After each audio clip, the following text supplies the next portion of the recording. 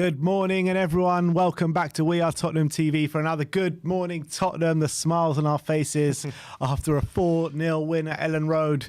And you got to say, they were probably literally the most perfect opponent to play with. It was a very poor Leeds side yesterday.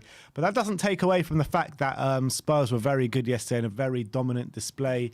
And credit to Matt Doherty yesterday. Matt Doherty, his best performance in a Spurs shirt by some way. You know, we say about Matt Doherty sometimes he has okay performances and it's good for him, but yesterday was actually a good performance. Yeah, I was saying that yesterday. It was actually nice to say Doherty actually had a good, like objectively good performance, not just like a good performance for Matt Doherty, but a genuinely like good fullback performance. And goal and assist, arriving late in the box, putting in good deliveries in the box as well. He was great. I was actually really impressed by him in terms of he was able to do things that he wasn't being able to do so far in a Spurs shirt, and that looked like the Wolves Matt Doherty that we bought yesterday for the very first time. So we saw a bit of it maybe against Leicester, but not to this extent. And I think hopefully he's starting to get to grips with how to play in this Conte system. And look, Matt, I just want to open that up because he was brilliant. I'm so happy for him because he's coming for a rough ride, especially from us. Yeah, and look, credit where credit's due. He was excellent yesterday. Yeah, look, we'll delve deeper into the match review. But what we're going to do today, we're going to go to Antonio Conte's press conference first. Then we're going to give a match review. Then we're going to see how Twitter reacted to the game last night. And then it's going to be your chance to have your say on the game. So without further ado, let's get into Antonio's press conference from last night.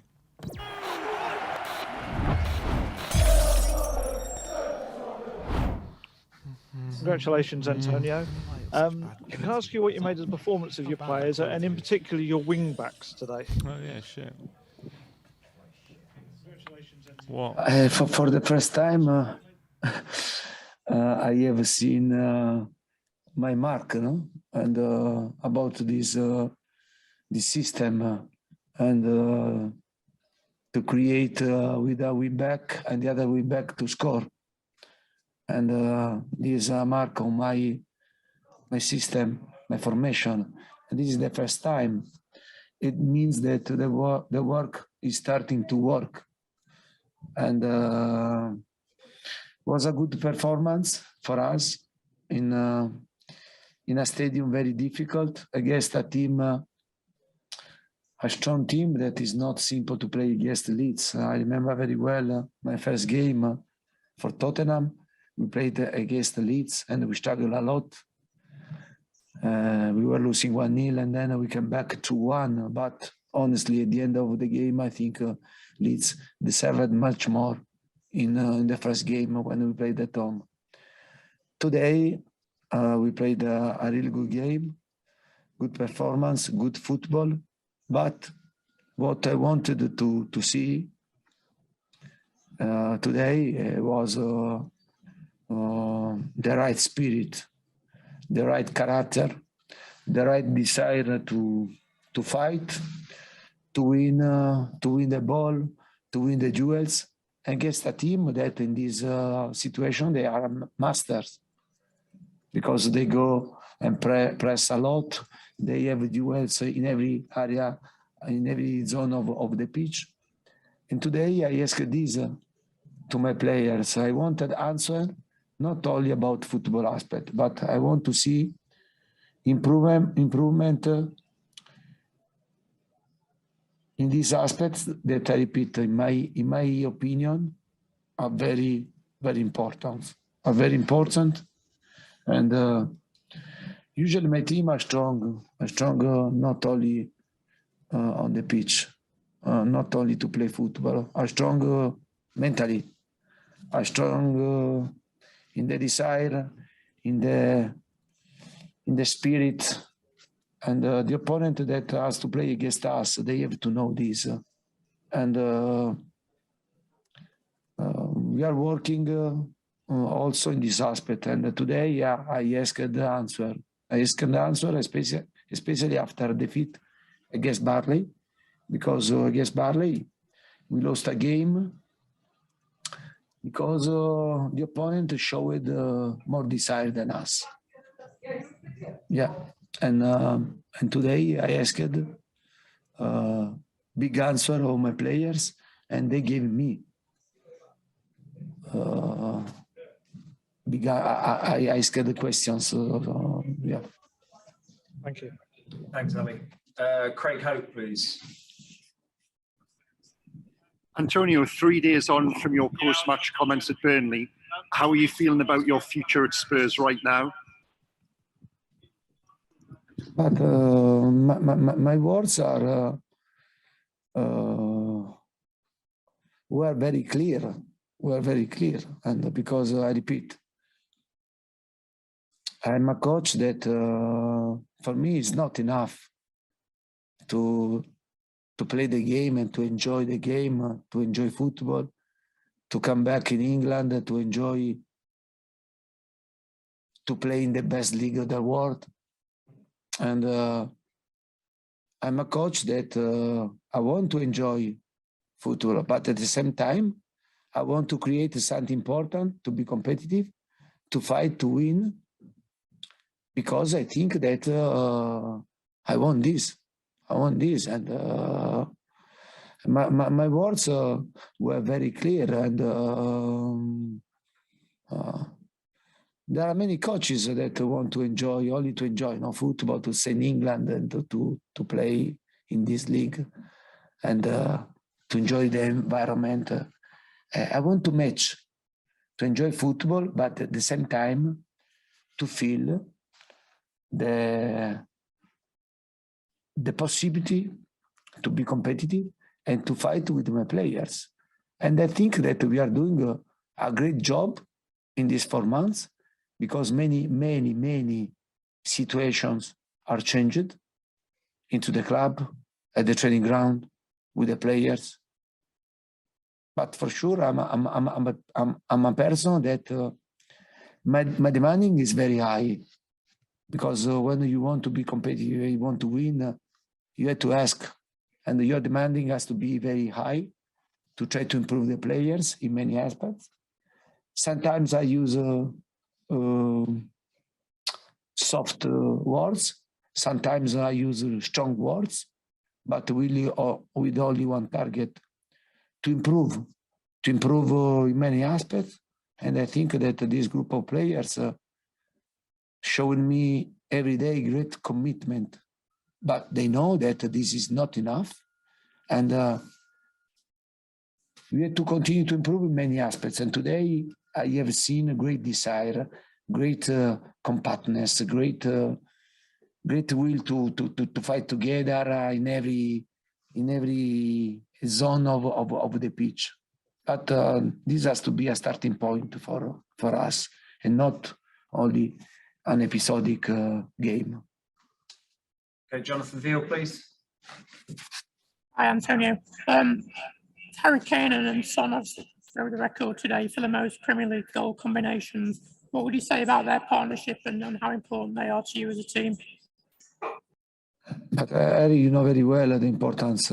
But Harry today, his performance was it was incredible with the ball.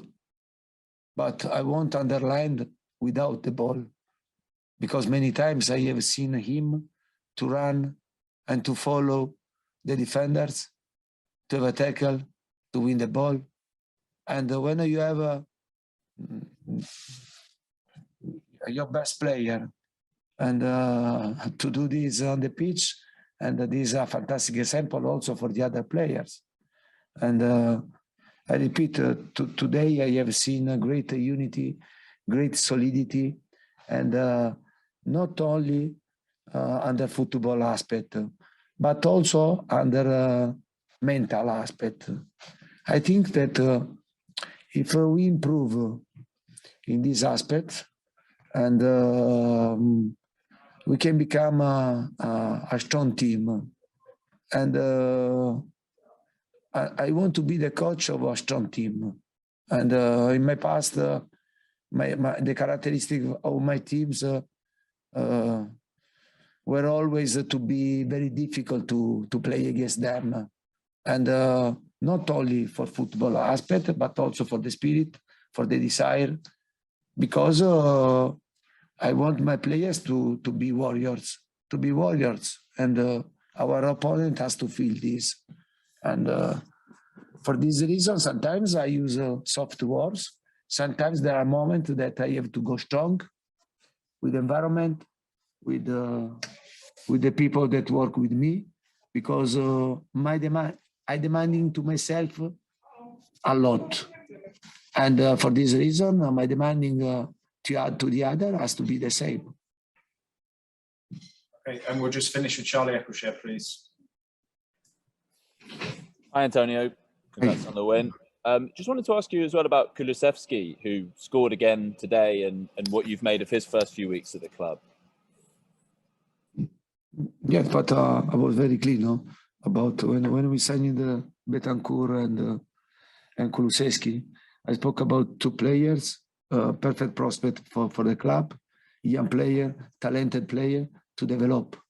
And for sure, Kulusevski is a player that is only 21 years old. And in these 4 games, he could score every game. And I think he's showing that he's a fantastic prospect for the present. But also, if you continue to improve in this way, he can become an important player, a really important player, because he's strong physically, he's good technically, he has not fear of the opponent, of the tackle, and for sure it was a good sign. And with Harry, with the son, also we have Lucas Moura and Berwin, and in this offensively we are good, and I'm happy for this. Thank you very much. Thanks, everybody. Thank you very much.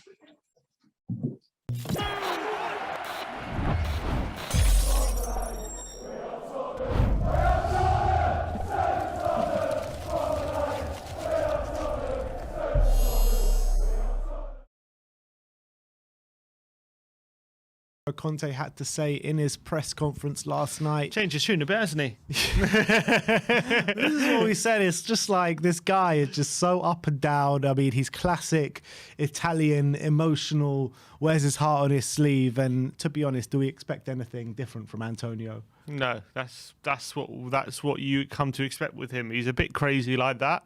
One week he's, extra high, the next week he's extra low. But look, I love it.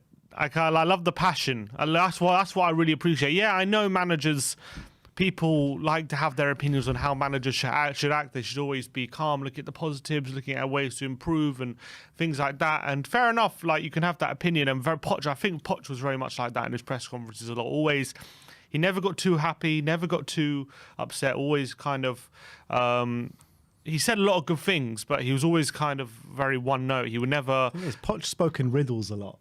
Yeah. He loved speaking in riddles. Maybe that was his English. And very cryptic messages and stuff like that. But with Conte, you feel that passion coming through him. Like, he cares so much and about everything. And he wants to, I feel like he's a bit of a control freak as well. He wants to control everything. That's definitely true. And, but I just appreciate someone who really cares about what he wants, or about the job he does and what he wants for the club and everything. So as much as people can say, oh, he shouldn't be doing this and he shouldn't be spitting his dummy out the pram and he shouldn't be digging into this and that. Look, his methods have got him this far. He's won him with trophies everywhere he's been. So I'm willing to be on board for the ride. Yeah, definitely. It's just that I don't know if the way he works is actually sustainable over a long period amount of time, because it's just too much for people's emotions, especially him as well. Yeah, that's potentially why he's never stayed anywhere. Because Juve he was there for a bit, but everywhere else he hasn't really been there for a long time. Chelsea was there for 2 years, Inter Milan 2 years, and maybe that's why. But if he's here for 2 years and we get some trophies, I'll take that. Yeah, definitely. Let's get in there to the match review. What I want to start off with is a comment that Antonio made in his press conference about, it's the first time he's seen his mark being left on this side.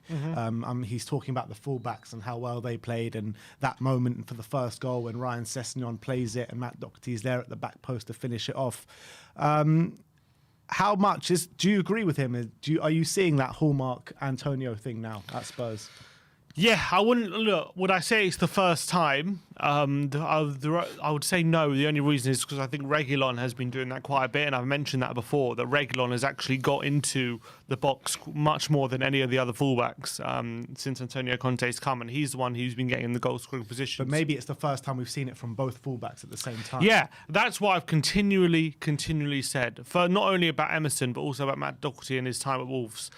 Matt Doherty's biggest asset when he was at Wolves was getting in the box and being an extra option, causing havoc. And that was how he was able to be so effective in the final third. He was always that extra option, being that wide wing back. He always, especially when you're playing it to back four, more often than not, if the winger's not going to track you all the way back, you're going to find yourself very with a lot of space and very free. It's exactly what happened yesterday. For the first goal, it was wing back to wing back. I don't think I've seen Emerson ever be in the position that Doherty was in yesterday, apart from actually maybe near the end of the game when he nearly scored. But again, it was very different because it wasn't kind of a wing back to wing back situation, and that is a staple of. I said it at the time on the watch along, that was an absolute staple of an Antonio Conte team. The wing backs getting really high, being in very dangerous positions and being there to score. And Matt Doherty's shown for Wolves he can do that position. He hasn't shown it for Tottenham, but maybe he hasn't had a sustained run of games in that kind of position under Antonio Conte. And if he can play like anywhere, if he can play like he did yesterday, Doherty on a regular basis, maybe he does have a place in this team. I mean, if he plays like that regularly, it'll be hard for Emerson to displace him from the team, let's be honest. But, you know, that wing-back to wing-back thing wasn't the only time we saw it in the game. That was in the opening minutes of the game, wasn't it, where we went 1-0 up and Matt Doherty scored. But later on in the game, we saw it with Matt Doherty storming down the right and him putting a ball in for Ryan Sessegnon, and Ryan Sessegnon just about missing out and miscontrolling whatever he did. But it happened a few times with the two wing-backs really getting involved with the game yesterday, and it's something I love to see. I thought Ryan Sessegnon, both Matt Doherty and Sessegnon were really good yesterday. And that was also helped Harry Kane a lot, having those wing backs in those positions, because every time he picked up the ball deep, they were running, they were in, they were there.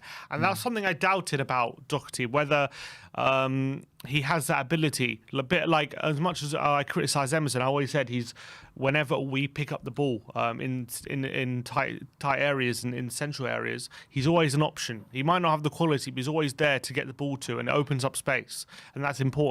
And I've always questioned whether Doherty could do that, but yesterday, and maybe it was just because it was against Leeds, but he did that constantly. How many times Doherty was free on the right-hand side, but not just free, in very dangerous positions, and he created so many goal-scoring opportunities and so much space, and he was unlucky not to get even more than a goal yesterday, and that shows what a difference it was compared to his previous performances. And there was really good stuff. It was really good from Matt Doherty. I couldn't praise him high enough for yesterday's performance. Easily his best performance in a Tottenham shirt by far, by a long way. And that's exactly the kind of performances he used to put in for Wolves. Yeah, definitely. So we started the game like a house on fire yesterday. I think it was pretty much for 90 minutes, barring maybe 10 minutes at the end of the first half, was total domination from Tottenham yesterday.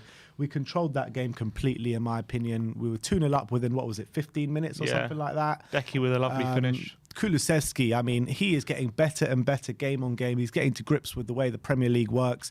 And that goal yesterday, he started off in the corner by the corner flag. Does a little 1-2, was it, with Matt Doherty? Matt Doherty, yeah. And then he beats a few. I mean, let's be honest, the defending from Leeds in that goal was shocking. Yeah, it was very strange. I think it was Strauch. He just runs across Doherty. I don't know whether he thinks he's taking the ball or not, but he just completely misses the ball. And then that was a bit of luck maybe Kulusevski needed to get the shot off. But you got to say, once you get to that position, it was ruthless. Right into the fourth. What a finish. A lot of people say you can't be beaten at your near post, but when there's that much power on it, and it was right into the corner as well. It's hard to stop, especially from that range. And he nearly did it again in the second half, just a bit further out. Good save from Mesne that time. But he is starting to look 2 goals already in his first 3 starts in the Tottenham shirt, same as he's got this whole season for Juventus. I think he's made a very encouraging start. And it's not just his shooting, is it? It's, dribbling, awareness. We've got a very good first touch. He's a strong lad as well. Big. He's nearly 6 foot. He's got good physicality. So seems like he's ready made for the Premier League.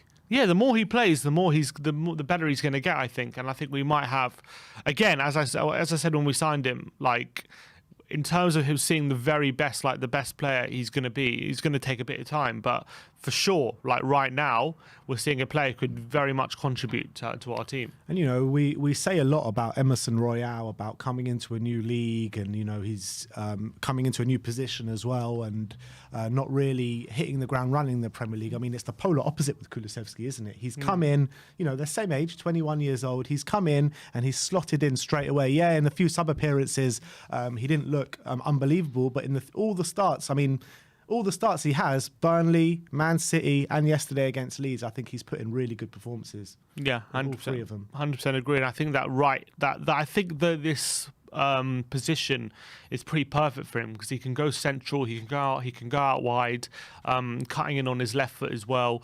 And that left foot we haven't even seen yet. There'll be his ability to curl it into the far post, because that's his forte usually. He went for a couple of near post efforts yesterday. And I think he's such a clever player as well. Not just that, I also think defensively he's very strong. Like, he does a lot of running off the ball. I think he runs one of the highest in the team. He gets in good positions. I think he's a bit more defensively aware than someone like Lucas, who never doubted Lucas's work rate. But I just think when he's off the ball, he relies on his pace a lot of the time to like win the ball and get tracked back on defenders and attackers.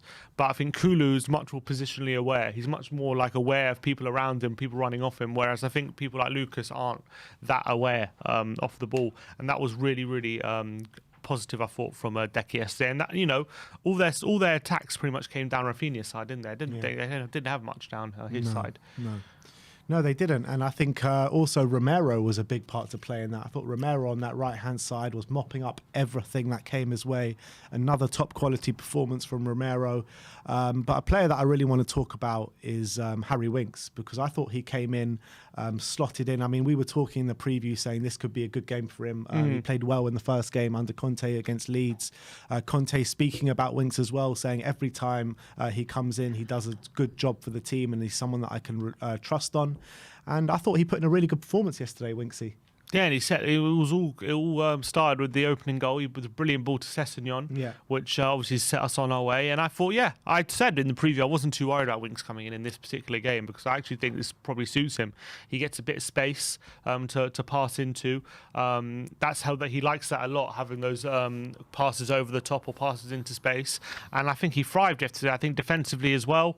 He wasn't overrun. I think him and Højbjerg did a very good job patrolling the central areas. A lot of people were worried about that combination of Højbjerg and Winks, you know, in any game, to be honest. But in this game, in the build-up to it, because of the two players out injured, we've seen in the past Højbjerg and Winks not having the greatest partnership together in the middle of the park, and sometimes getting overrun. But it was let's be honest, though, we came up against a Leeds side whose manager is gone now, sacked after this game, and it was an easy game for us, pretty much, because Leeds just didn't really offer too much threat yesterday. I think we played it tactically to perfection. I think we made sure that we weren't pressing, that we weren't getting too high. We made sure that we invited them onto us. We were very compact in the central areas. We made sure that when we won the ball, whenever we won the ball, springing on them, exploiting the space ruthlessly, and that's exactly what we did. Especially the first goal, we did that. And when we were able to build to stay in attacks, we were looking very dangerous. We were getting men forward. The fullbacks were getting forward into space. We were penning them in a bit, and obviously I think we were very clinical yesterday. I think in the second half, we probably had a few chances that we missed. But in the first half, it was just a case of being super clinical when we got forward. And when you have players like Son and Kane around and quality like Kulu, you can do that. And I thought we didn't give them too many openings. They did have a few openings, but for me, they were a bit like either mistakes or like maybe a lucky ricochet. I don't think they opened us up like they hit the woodwork with football. twice, didn't they? One from a set piece. Yeah, one from the free kick right at the end of the game when it was 4-0, and the other one when the ball just ricocheted to Robin Koch and he was able to hit the post. Obviously, the other good chance they had was a Lloris howler, which we got away with. Yeah, let's talk about that, because I mean, there was like two mistakes in that action. I mean, he comes out and he wins it, and then he loses it. I mean, it was very strange. And then you're seeing... He tried to get himself sent off. Yeah, I know. I don't know. He literally tried to grab the ball with his hands when It would he's have been like a red miles, card. yeah, miles outside the box. I don't know what he was doing there. But then Dallas goes through on goal. Looks like for all the world...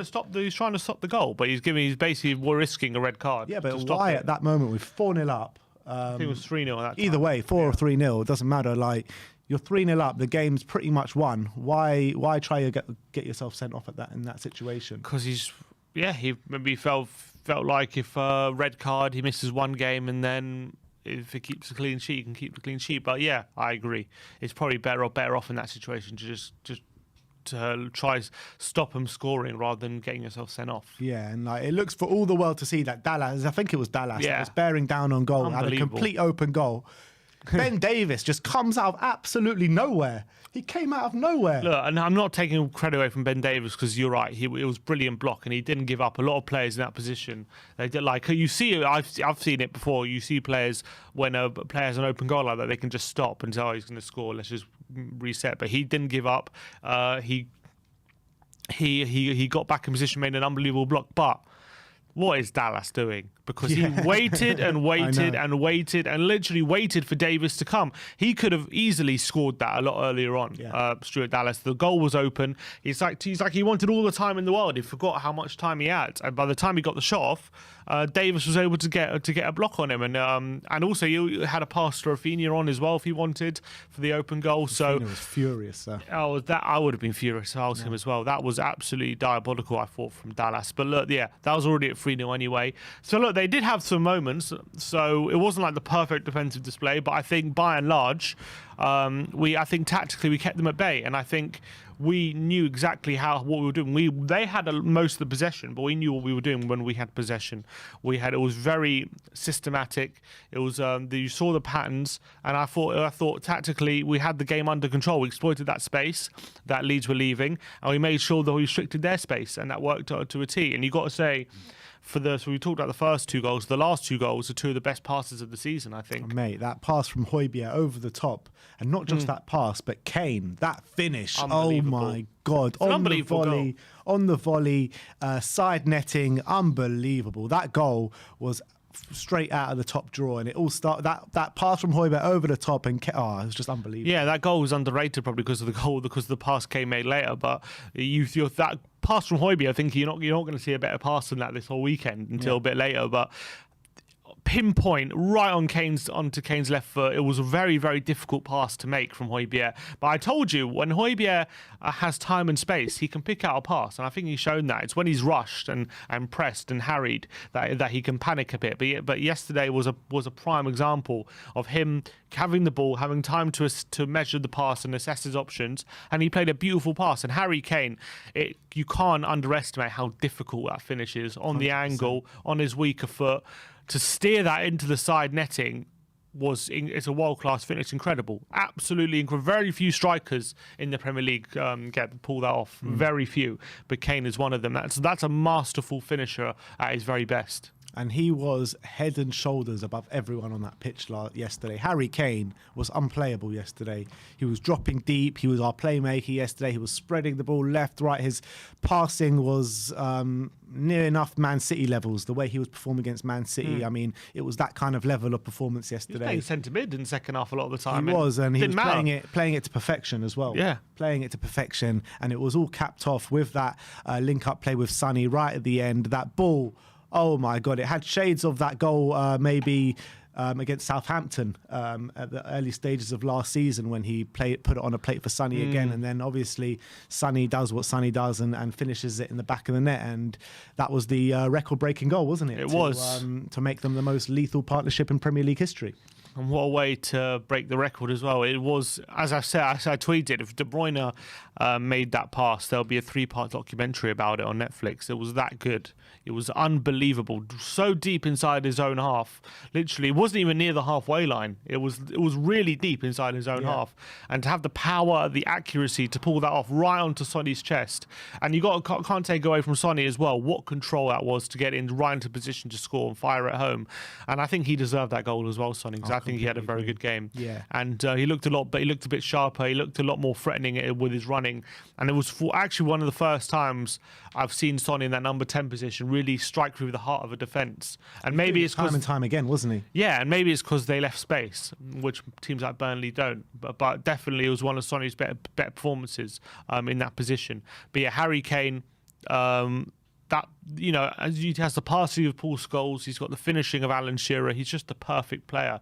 It was an unbelievable performance. That pass capped off was another near 10 out of 10 performance from Harry Kane. I saw a tweet last night, not to do the dirty on your comparisons, but I thought this one was I loved it a bit more. It was like the passing of Glenn Hoddle and the finishing of Jimmy Greaves, and that's exactly what we saw yesterday, and that's what we've been seeing in the last couple of weeks as well. Unbelievable displays from Harry Kane, and I've asked you the question before, I'm going to ask you again, but is this the best version of Harry Kane we're seeing? It's hard to disagree. I think he looks as fit as ever.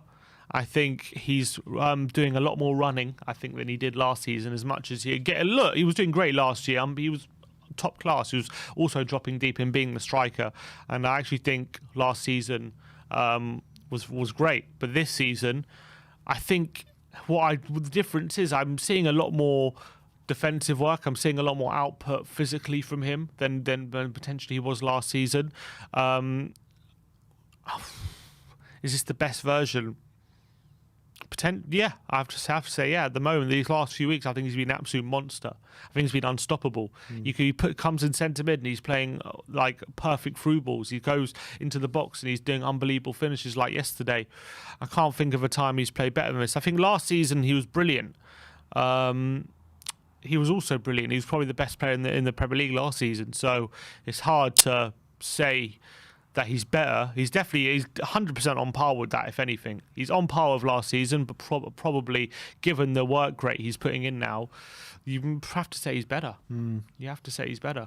What a player. What a player Harry Kane is. Who else should we talk about? I mean, the defence as a whole, I thought actually at times, especially in the last 10, 15 minutes of the first half, the defence did look a bit shaky at times.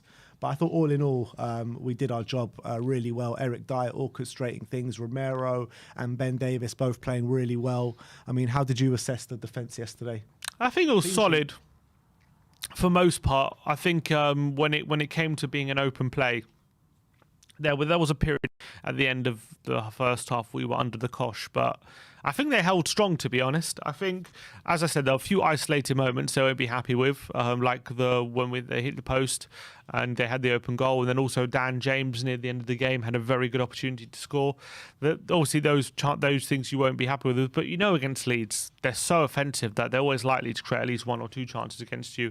They do that against the very best teams. Against Liverpool, even they lost 6-0 and they were having chances as well in that game. So it's hard to have the perfect display against a team so offensive as Leeds. But I think for the by and large, they were solid. I think we were compact, and I think we knew what we were doing defensively, and we had a plan. And I think also maybe having Romero there on the right-hand side allowed Doherty a bit more license to get forward and get into those positions, because he was there time and time again on the right hand side, getting in behind and being an option. And maybe Romero, being as good of a defender he is, gives the fullback a bit more confidence, because maybe with Sanchez there, there's always an element of, if I get caught out, I'm going to need to get back in position and cover, and maybe that's why I won't get as far forward.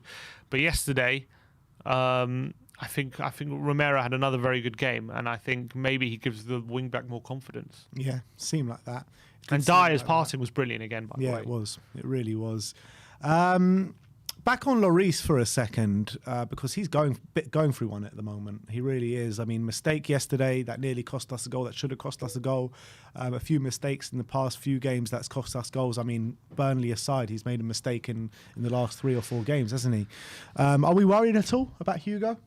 I think yesterday was a bit different, because the other games were his handling, which were the problem, and obviously that's not good enough. I think yesterday, I didn't mind him coming out and sweeping the ball. I actually think he initially did very well to get the ball. He just his kicking's never been a strong point, has it? And he tried to be a bit too confident to lay it off, where he probably should have booted it out of play. That's what Lloris under Mourinho would have done. He would have come out and just booted it out of play. Maybe he wanted to have a bit more confidence. He maybe had a bit too much confidence, and he thought on his right foot he could pass it out, and he screwed that up. But no, look, yeah, he might be going through a bit of a period, but I'm not worried about it. I think he's all right. I think he made a couple of good saves as well. I don't think it's a massive problem for me how he's playing. I mean, look, I'm also not happy he's making mistakes, but I'm not too worried about dropping him or anything like that.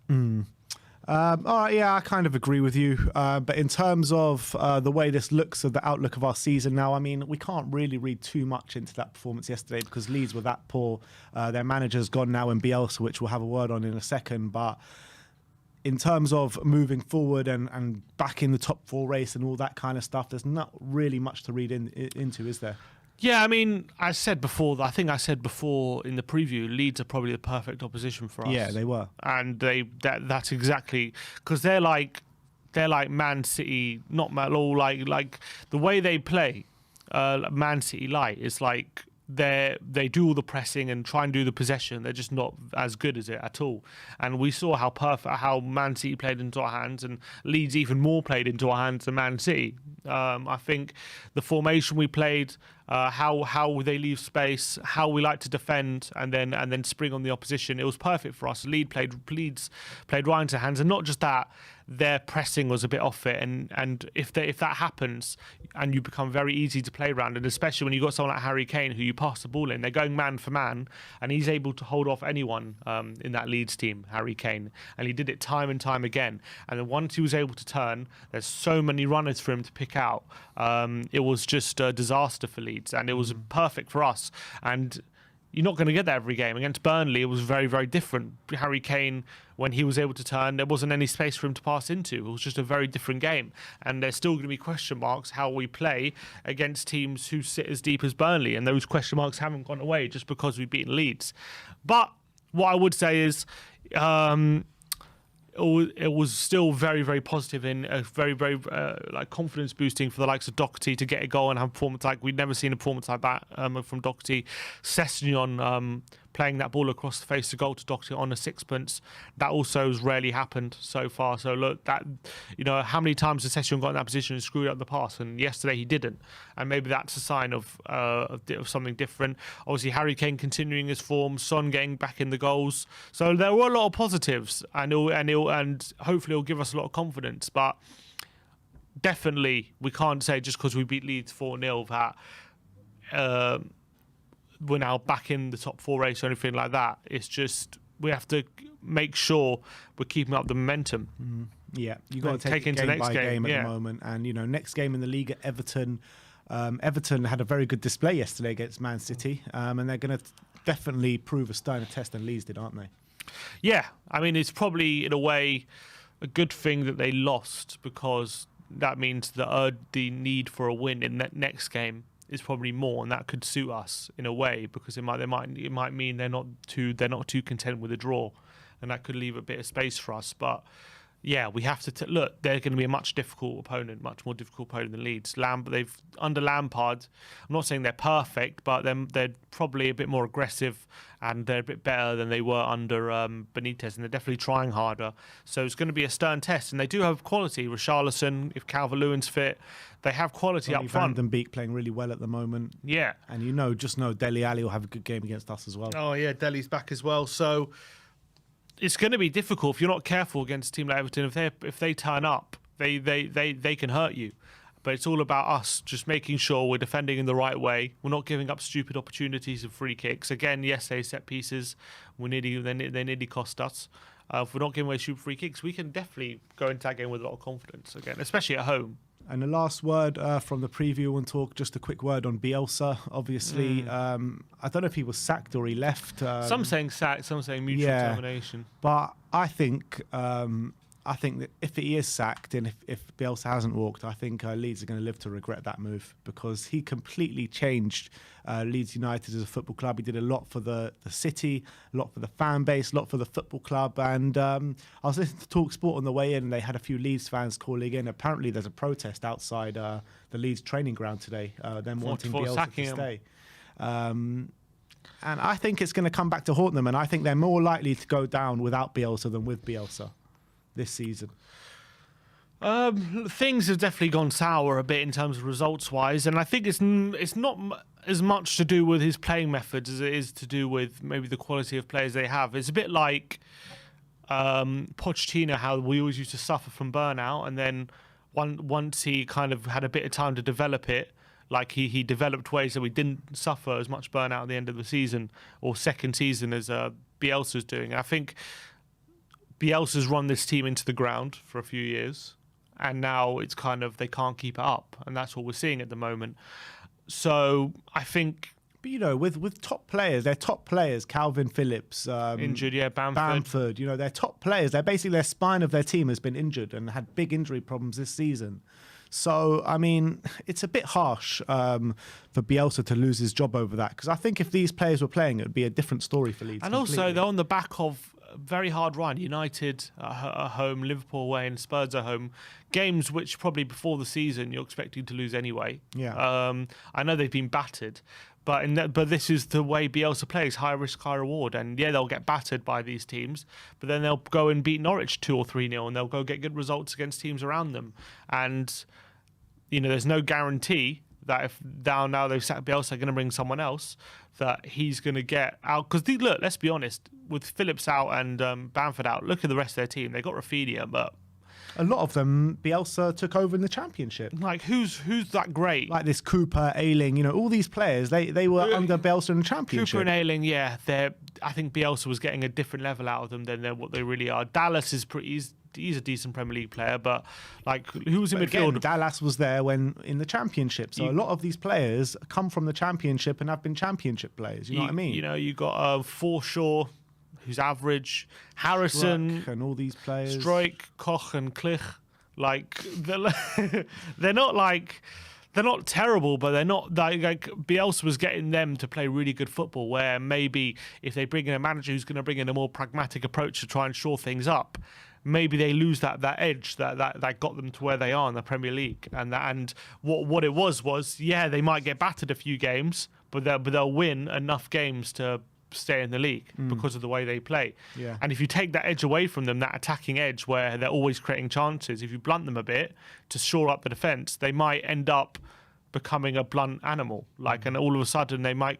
And because without that system in place, are the players good enough to be creating chances from within their own right? I mean, except for Rafinha, I don't know. No, I don't think so. And I'm actually backing Leeds to go down now. They're in a terrible position in the league. They're not in a very good position at all. No, they're on 23 points. But the games in hand is 16th, bad. Yeah, and Burnley and Everton, both 17th and 18th, only 2 points in it and got 2 games in hand, both of them. So the way it looks at the moment, it looks like Norwich, Watford, Leeds and Brentford are very much in the... That's the thing.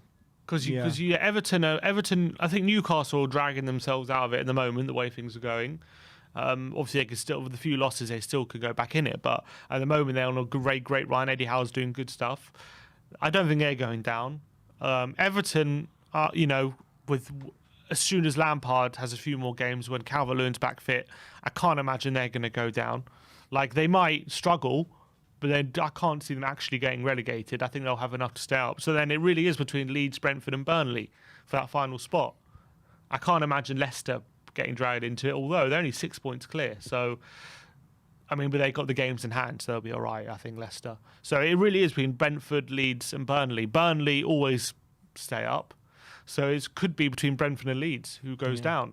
Yeah. And I think Brentford are suffering a bit from second half of the season syndrome. I think they're being found out a bit. But Leeds, now sacking Bielsa, will they have enough? We'll see. Yeah, well, we'll have to wait and see with that one, but I definitely think it's going to be a bad decision. I think they'll look back at this maybe in a year's time or maybe even at the end of the season and think maybe we made the wrong decision there. I think so, yeah, because I think sometimes clubs do panic, and you sometimes do get the manager bounce, but sometimes you don't, and it goes on. Doesn't get talked about enough that sometimes you sack a manager and actually it gets worse. And I've seen that a few times. I'm trying to remember who it was exactly. I think was it Newcastle? I can't remember who it was. There were a team who were like not even in that bad of a relegation fight. Look at Watford, to be honest. They were actually like 13th, and they sacked their manager. And they brought in Ranieri, and they got far worse than they were.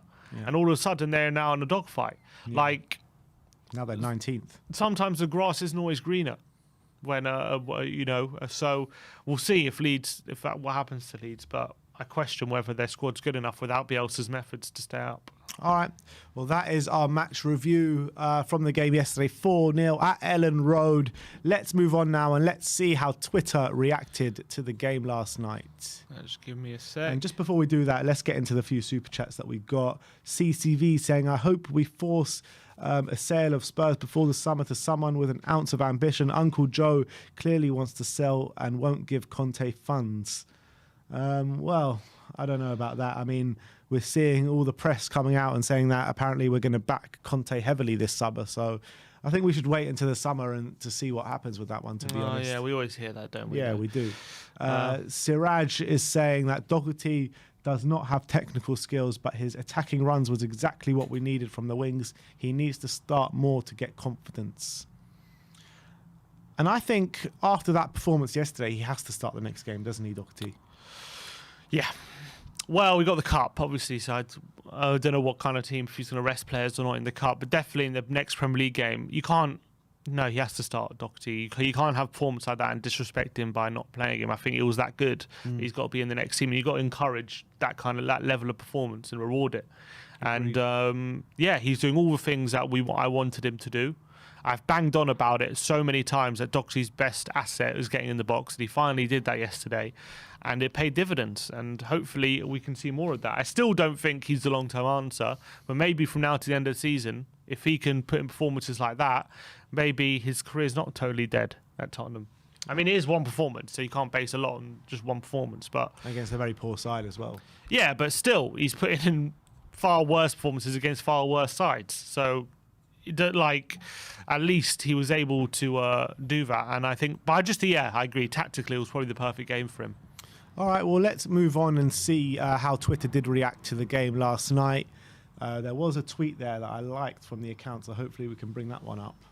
I mean, there's a lot of liked ones, so we'll see. Cool. Squawker says, Dejan Kulusevski for Juventus this season, 27 games, 2 goals. Dejan Kulusevski for Tottenham this season, 6 games, 2 goals, already matched his Juve total for the campaign. Yeah. And that's very positive because obviously he was struggling a bit, wasn't he, Juve? That's why they're willing to let him go. A lot of the people saying he was slow and whatever, this and that. But the fact that he's already matched his total for Juventus this season, maybe showing that we can already get more out of him that Juventus were able to get out of him this season. Yeah, it's unbelievable. Look, I think that when Allegri came into Juventus, it changed a lot for him because I think he was getting to grips with it the season before at Juventus and actually had quite a good output. But since Allegri's come in, it hasn't really worked for him, and apparently Allegri didn't really think he suited his system. So he's come into Tottenham and he's completely hit the ground running, and I'm loving every second of it. He's proper ice cold as well. I just think the position we play him is probably perfect for him, because he can be central and he can be out wide and he can kind of just float in between, and it's pretty good. What's it called? David Ellis says, my son's only been to City away plus Leeds away. I'm starting to think I might have to pay him to go to all the away matches. It's not a bad thing. Tottenham Tears, Premier League all-time top goal scorers. Harry Kane now up to 7th, 174, 1 behind Thierry Henry, 3 behind Frank Lampard. Definitely, he's only 10 behind Sergio Aguero as well. He's starting to catch up. But yeah, look, what was he?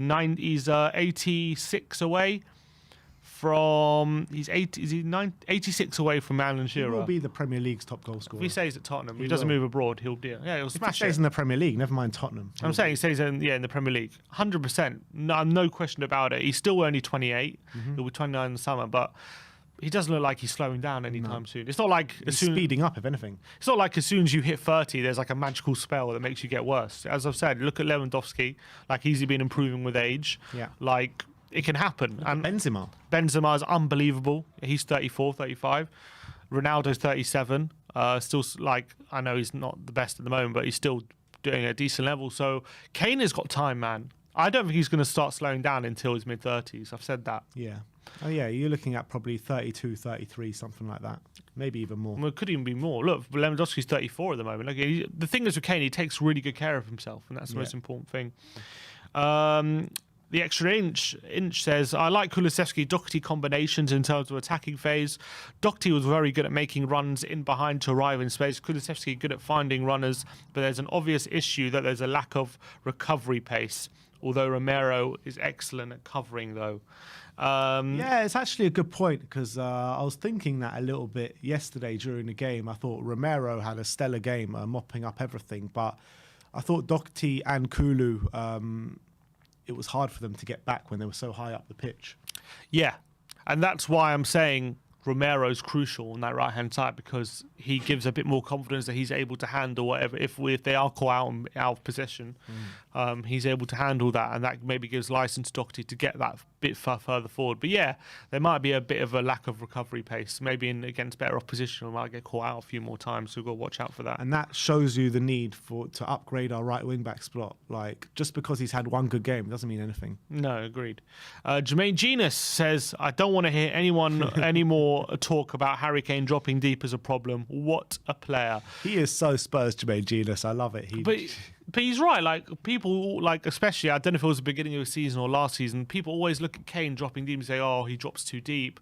He's not high enough in the pitch. Like, is that complete myth now? No one can say that.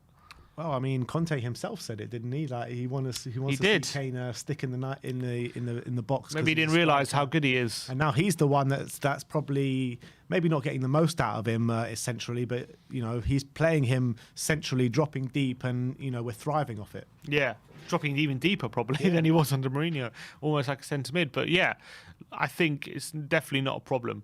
Him dropping I think deep. At the moment he's the best playmaker in the league.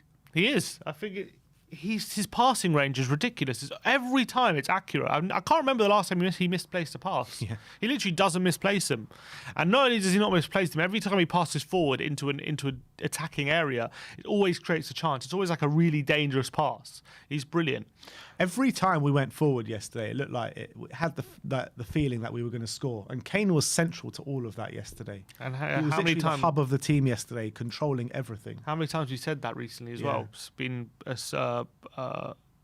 been a feature of our play. Definitely. Lee McQueen with the heart emojis for Kane and Son after breaking the record. There's another picture of the greatest Tottenham Hotspur putting that out. Brilliant. I love that picture as well, with Kane and Son. Just Juve, big up to him. Gran Mbappe, he says, not a lot of people understood how strong he was. As I always say, better a happy player somewhere else than a sad player in our club. Continue like this, Kulusevski. Love he that. Still believes in him. Love that. And he's clearly happy for Kulu doing well at Tottenham.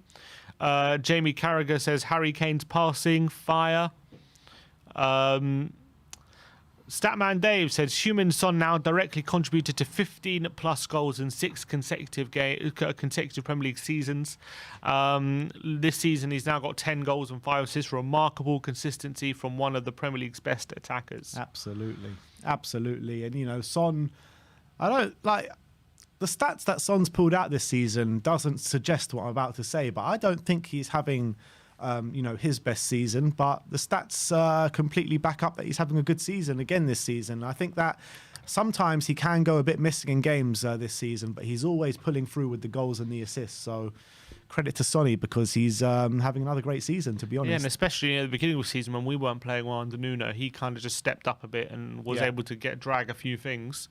And that's what helped us get a few wins, even when we were playing awfully at the beginning of the season. So, yeah, look, he's on 10 goals now, 13 games left in the Premier League. Hopefully he can hit at least 15. Yeah, you would expect so, wouldn't you? Yeah. And then Umir quote tweeted that says, social media discourse has people calling Son a purple patch player. It's a disgrace, wildly underrated, one of the finest to grace the league. Absolutely. Come on, Sonny. Yeah, definitely right. Dejan Kulusevski in the Premier League so far, 5 games, 3 starts, 2 goals, 1 assist, 1.6 key passes per 90, 2.2 successful dribbles and 1.4 tackles. So far, so good. He's such a clever player, Decky, isn't he? Because like he's so aware of his space. He's so aware, and he's so kind of good at getting past players, even without like speed. It's just pure technical ability. Yeah, and he does a lot of the thinking in his brain rather than with his legs and running and stuff like that, which makes a difference. Matt Doherty with the tweet saying back on track, Spurs official, and you can see how much it meant to him getting that goal yesterday. I think there was a lot of relief there as well, wasn't there, with that because he came to Tottenham as a very offensive fullback, hasn't been able to show that, and has that. Obviously, this is his first goal as well, and I think it meant a lot to him to get that monkey off his back. Yeah, definitely, and I think a lot of people were happy with him yesterday because he comes under a lot of criticism from us, from the fan base, and rightly so. So all we want is what's the best for Tottenham Hotspur, and he provided that yesterday. He did. The deadliest duo in Premier League history, Son and Harry Kane combined to break the all-time Premier League goal combinations record, and there you have it, 37 goal combinations. And Tottenham actually posted a video of every single combination they've done earlier today. I need to watch that. Yeah, I gave that a watch. Very good combinations. The only thing they're missing is trophies, unfortunately. I think everyone else on that list has a lot of trophies, and they don't. But from Anderton and Sheringham. That's probably true as well. the other one is Tottenham as well, Anderton and Sheringham. But I also think I'm pretty sure out of all those combinations, the Kane-Son one is the most equitable, where they kind of share the goals each. Yeah.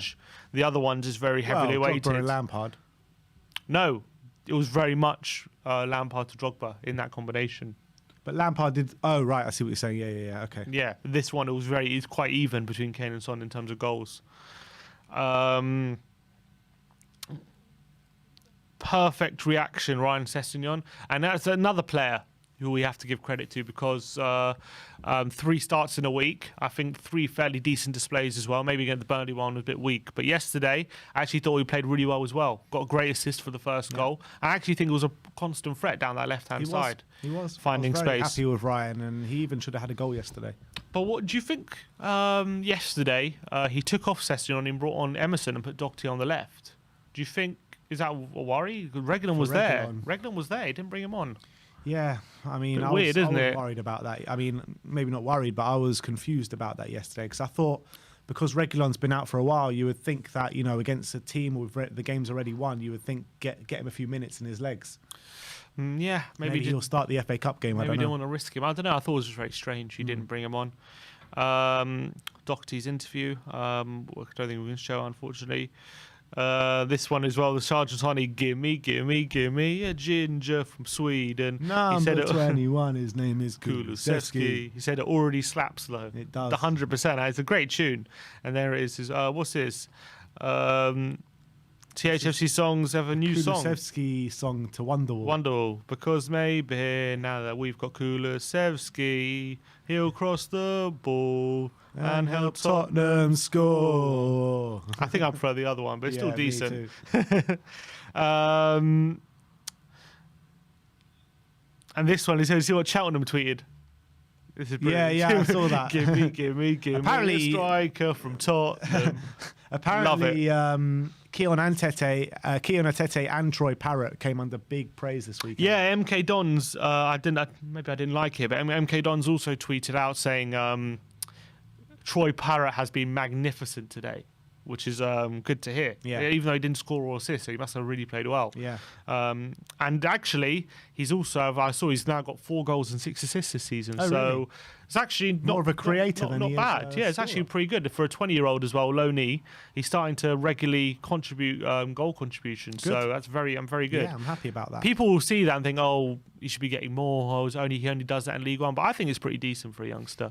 And Atete, how many goals has he got now? It's quite a few for Cheltenham, right? Because I swear regularly I'm seeing him score. Because he changed loans, didn't he, halfway through the season? But regularly, I swear I'm seeing him. Even if it was last season, even if it was beginning of the season as well, I'm seeing regularly getting goals and stuff, right? I'll tell you how many goals he scored. Oh, first of all, he scored 2 in his last 2. So in the league, he's only scored 2 goals because he's only played 7 games for Cheltenham because he was at Northampton earlier on. Yeah, and he was scoring regularly for them, wasn't He he? only scored 3 league goals for Northampton, but maybe he scored more in the cup. Maybe so he only assists as well. 3 assists this season for Cheltenham. So 3 goals, 2 assists in 7 games for Cheltenham. It's very good. Really good.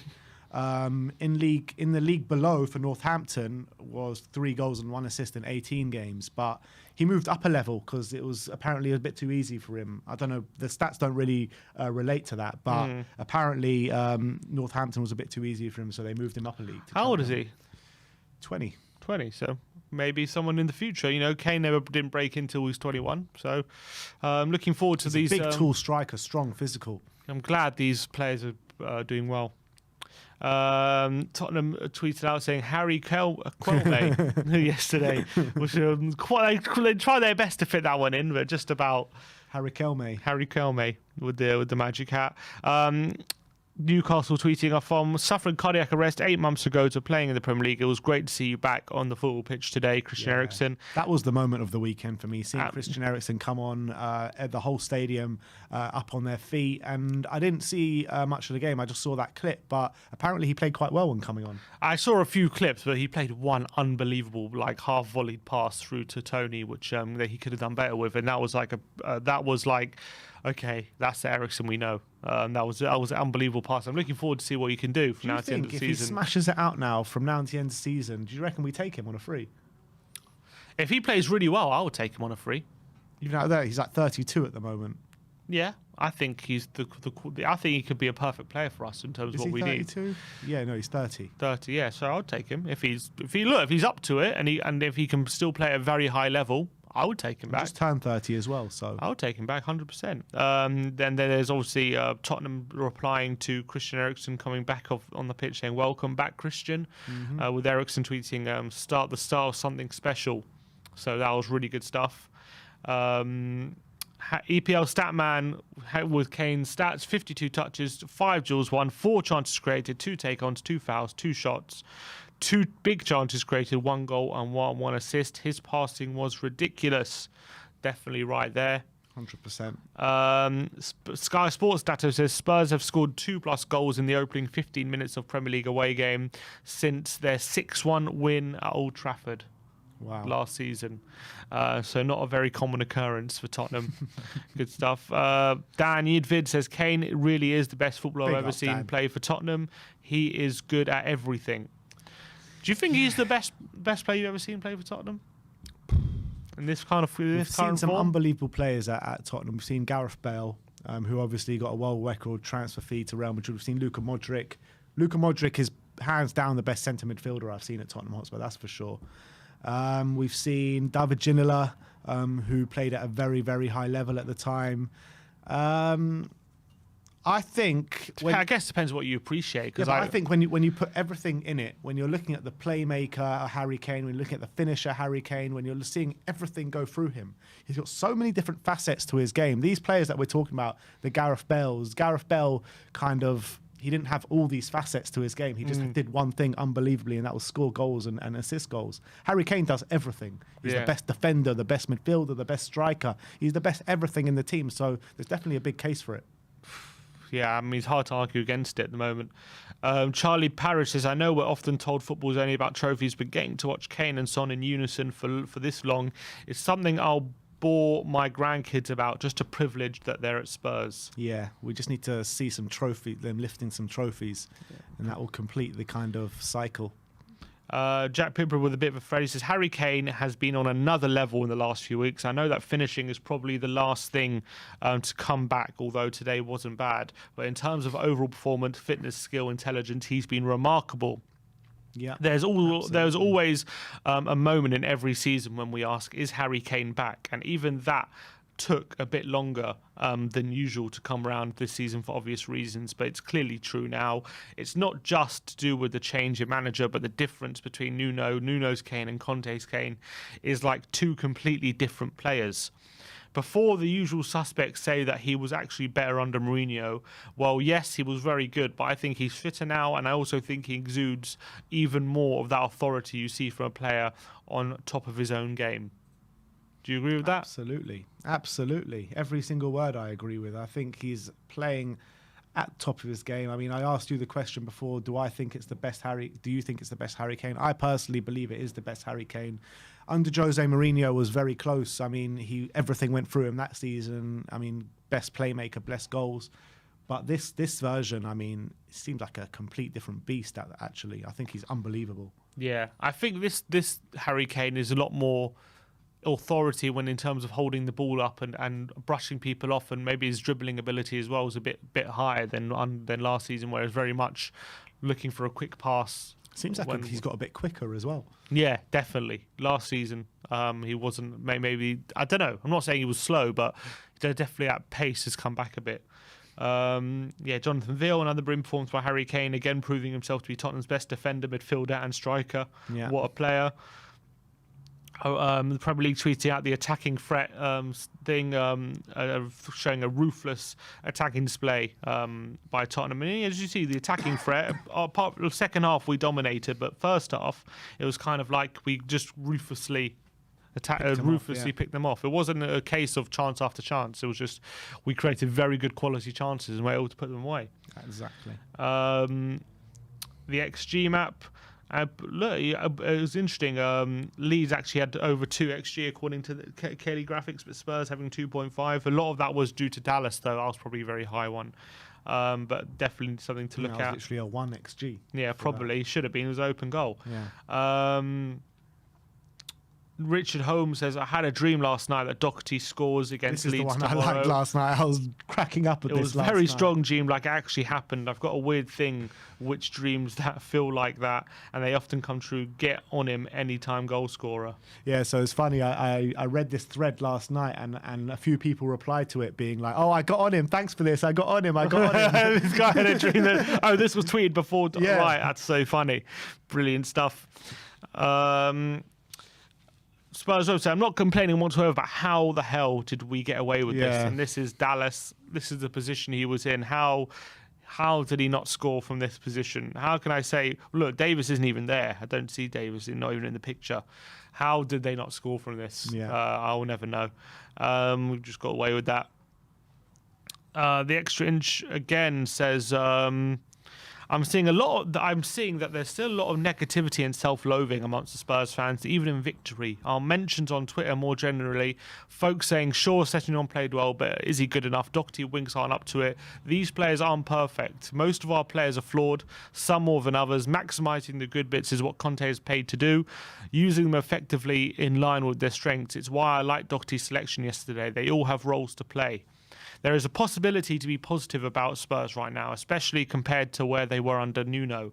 Fourth is still in sight, especially if we beat United. We're still in the FA Cup. Kulusevski is a fantastic signing. Romero is our best centre-back since peak Alderweireld. It'll cost you absolutely nothing to allow yourself a glimpse of that. You can do whilst still thinking the overall stewardship of the club is bad. And if you do, I urge you to do something about it rather than just whinge on Twitter, make everyone else feel as bad as you.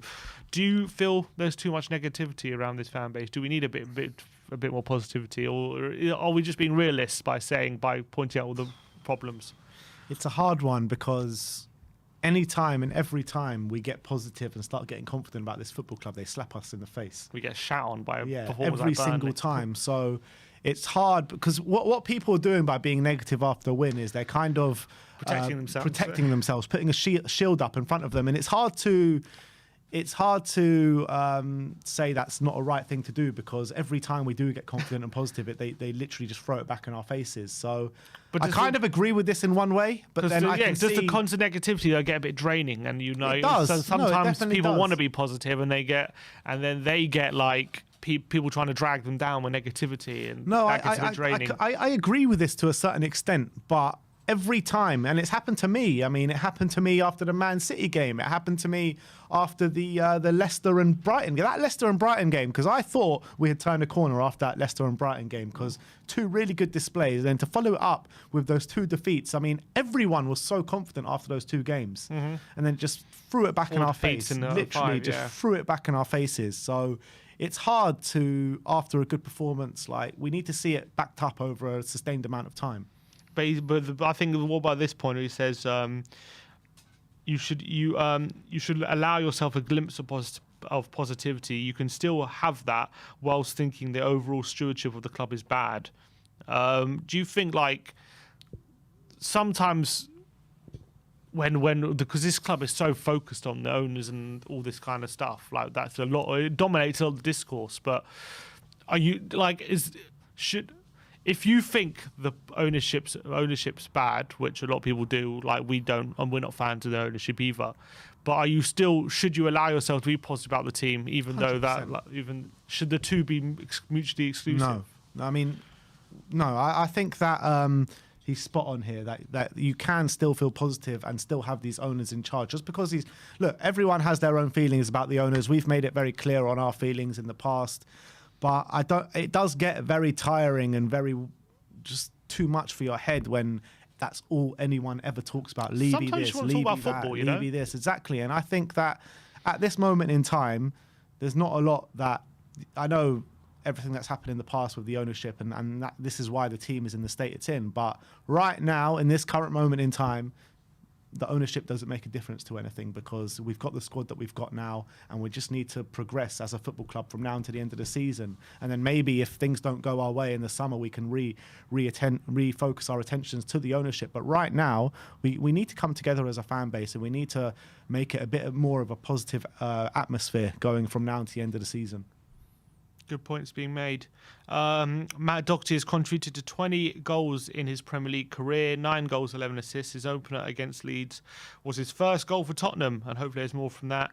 And Henry Wright, big up to Henry Wright, big up for, he was on the watch along yesterday, and he says, just a daily reminder that Kulusevski is only 21 years old. Yeah. And it's hard to realise that when he's plays with such maturity in his game. He's one of those experienced 21-year-olds, you know, and he plays like it. He's got physique. I mean, he's the same age as Brian Hill pretty much, and look at the difference in physicality between the two. It's just a night and day, isn't it? Complete night and day. What's someone tweeted us? One sec, I'll just take a look at this. Is someone's asked, is this realistic? Really generic user. I love that name. He says, thoughts. Current points, 42. Beat Everton, draw against Man United, lose to Brighton, beat Newcastle, beat West Ham, lose to Villa, beat Brighton at home, draw with Brentford away, draw with Leicester at home, lose to Liverpool away, beat Burnley at home, beat Norwich at home, and beat Arsenal at home. That's 67 points. Would that be enough for fourth? How many losses is that? 1, 2...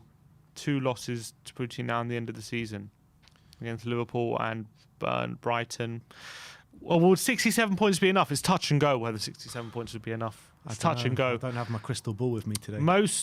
I think in the past 3 seasons, it's been about 69 points, about 68 points. So it's touch and go whether 67 would be enough. Is that a realistic set of results? Fairly, I would say. That's 3 losses, actually. You're saying we're going to lose to Villa as well.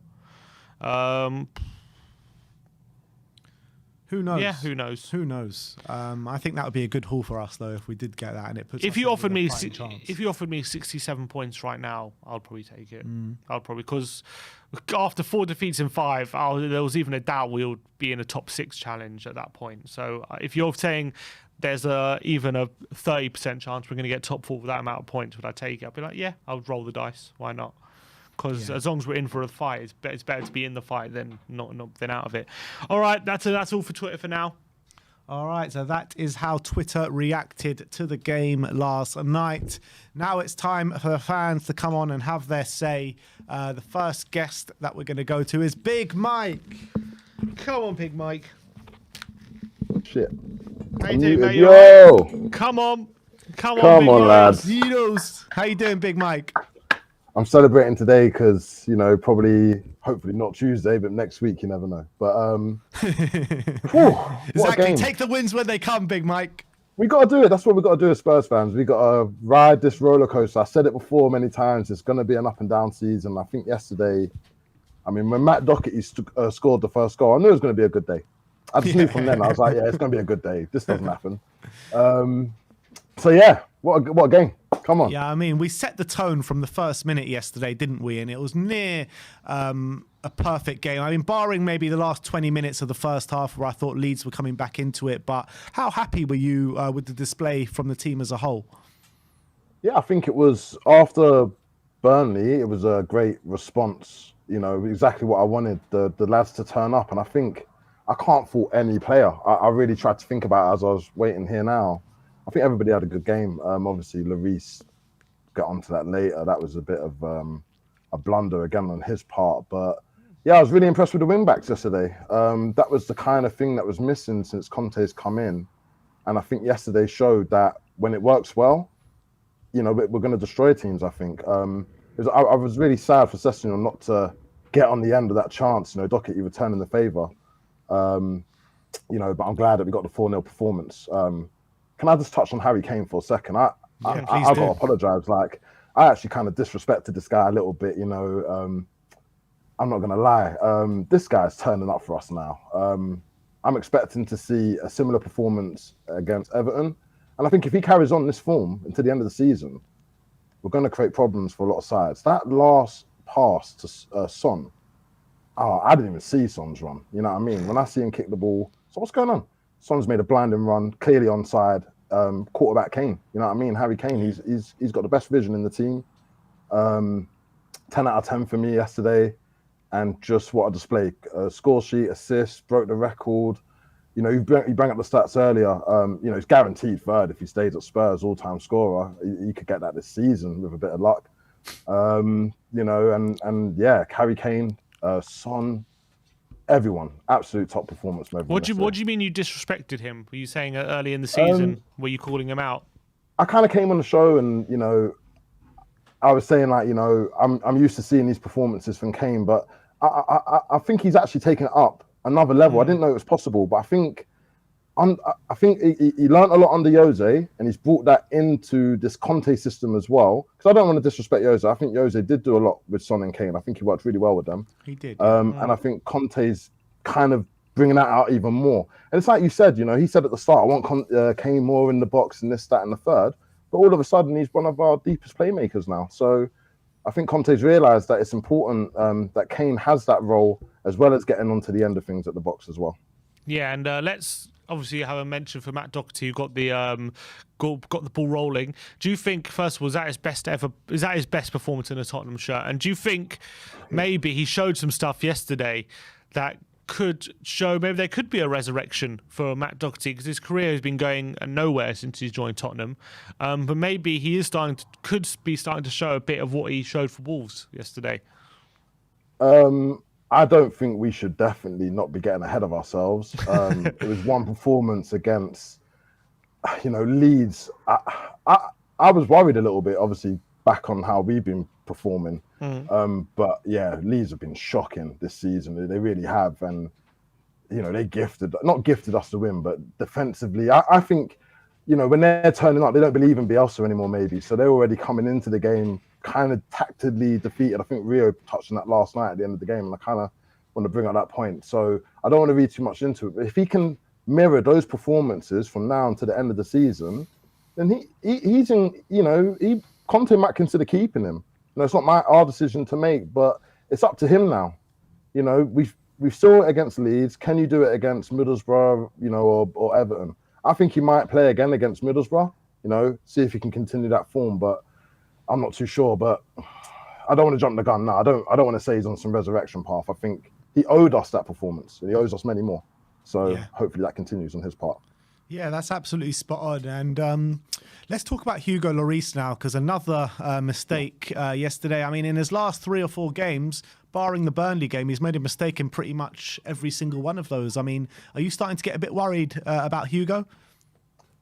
it's hard to get worried about Hugo because he's our captain, so I'm going to try and back him as much as I can. But I mean, I think a bit of rush of the blood to the head, made a mistake. I'm just so glad that he missed the swipe because it would have been a red card. And what's that, straight 3-game suspension or something like that? No, it would have been a one game. One game. Oh, just one game, is it? Okay, It's fair only, enough, they only fair do enough. 3 games now for violent conduct or anything like that. Okay. If it's last man tackle or anything like that, it's just a one game ban. All right, fair enough then. But I still think, I don't think he was thinking. I think he just realised he messed up. The whole team's put in a performance and he probably just didn't want to let the side down. But he's got to get out of his game. What's that, 4 games in a row now, something like this? He has made, critical errors leading to goals. I know it's, when the goalkeeper makes a mistake, that's how it usually is, but he's got to sort it out. He's got to sort it out. So I'm expecting, I would imagine he's going to get a rest on Tuesday against Middlesbrough. Galini probably comes in, and I think he probably needs to sit the one out. You know what I mean? Just get his head kind of rested and get back in the game ready for Everton. Yeah, it's a strange one with Galini because, again, he wasn't on the bench yesterday. So I'm not really sure what's happening with Galini. No, it wasn't. Brandon Austin was on the bench yesterday. Yeah, I'm not really sure what's going on there. Well, his clause is something like he has to play a certain amount of games, right? So maybe they're thinking, if he plays a let's certain not amount of get games, close to that. Yeah. How many games has he played? Do you know, or off the top of your head, roughly? Well, I can tell you. Can't be that many. I can tell you. It really hasn't. I think it's about 10, 3, right? 3 or 4. Is that it? Yeah, bloody hell. Sunday, not many. Yeah. I knew it was less than 10. I think the clause is something like 15 games, isn't it? So I would imagine, I'd be surprised if he doesn't start. But if he's out of favour and they want to bring in one of the academy players, then so be it. He's played 6 in the Conference League and 4 in the Cups, it says. Oh, it's 10 games. Yeah, he's played 10 games. Played 10. I think it's 5 more games and we have to sign him. Right. Yeah, exactly. Yeah, mandatory, isn't it? So I still think, obviously we've got 4 games we can play about with him. So I think it would make sense for him to come in against Middlesbrough. I think Lloris, even goalkeepers, they need the odd game in the season just to rest, right? So mentally rest. Maybe it's a case of YouTube. So it's obviously an issue on their side, on their servers or something. I think we're back it's now. Not your internet. Okay, good. Yeah, we're back. All right. Yeah, so carry on what you're saying, Big Mike. Sorry, we just lost connection there for a second. I can't remember. It was on the lines of something like, Daddy cool. So listen, this guy, what a display he put on for us yesterday. I think he's starting 11 now. Who's got, Moira, no disrespect to Moira, but I think he's playing the role that he was meant to play from us when he was signed, the impact sub. He's not the starter that he was, that we need him to be in the Premier League, unfortunately. So Kulusevski, yeah, does he complete the front 3 a little bit? Maybe. It's a bit too soon to tell. But you put the stats up there earlier. He's already beaten the Juventus form. So Conte showing once again that if he gets his players in, he can get the best out of them. He rated him again yesterday, Conte. So obviously I know he's reactionary FC from his emotions. But yeah, what a guy from Kulusevski. Good signing. I don't know how much we paid for him. 20 mil, was it? Looking like a bargain. Yeah, I mean, it Looking could like be. I mean, I think it was. I think it's 10. The loan fee was like 5 million. Then if he plays over 50% of games, we have to sign him for about 30 million or something like that. We have to pay an extra 30 million euros, I believe. That's the deal, isn't it? With something like that. Yeah. So just pay it now. Yeah, but we'll just pay it. We're going to be playing him, so just pay it out now. So get ready to pay that, Levy, please. We don't want to make the same mistake that we made with Lo Celso, though, because he also looked brilliant in his first few games, and then we took the option early to sign him, and then they're probably regretting that now.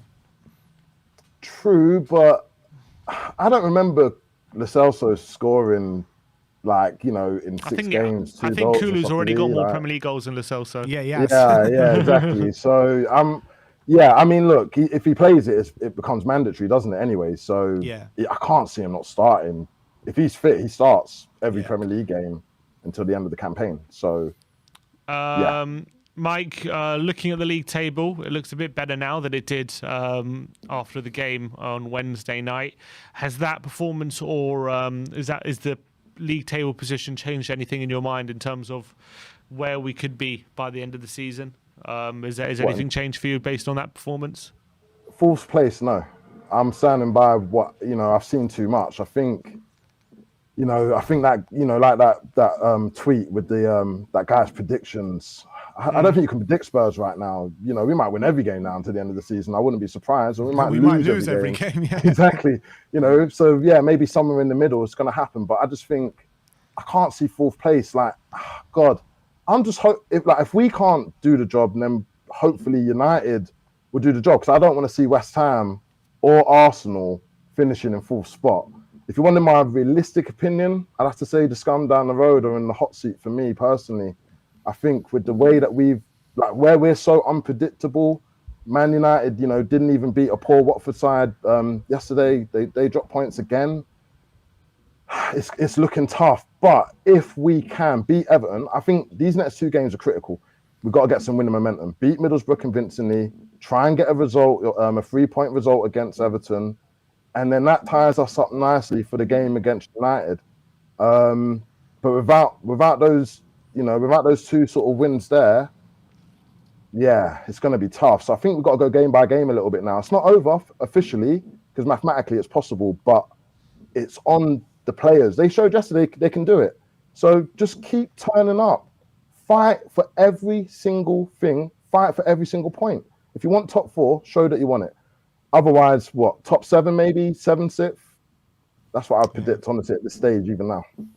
All right. Big Mike, always a pleasure to speak to you, my friend, and we'll speak to you in a bit. Keep it real, lads. All the best, yeah? Take care. Up the Spurs. Come on. Come on, you Spurs. That was Big Mike. Always great hearing his opinions. Let's keep moving. We've got more guests waiting to come and speak to us today. And let's go to Mikey. From one mic to another. Exactly. Hey guys, how are you? From Big Mike to Small Mike. How you doing? Oh, has he just gone muted? Yeah. Sorry. Oh, I can hear him now. Sorry. Go on. So I have had a few ups and downs over the past few things. The past few days, it's been such a roller coaster for me, because I was thrilled after the Man City game this time last week, or well, around this time last week, we were all buzzing. There was the game against fucking Burnley, which I was seething after. I wanted to come on, but my common sense told me not to, because I would probably get you demonetized. So I didn't express my thoughts after Burnley, but after the Leeds game, 4-0 win. I mean, Liverpool managed to put 6 past these lot at Anfield, but I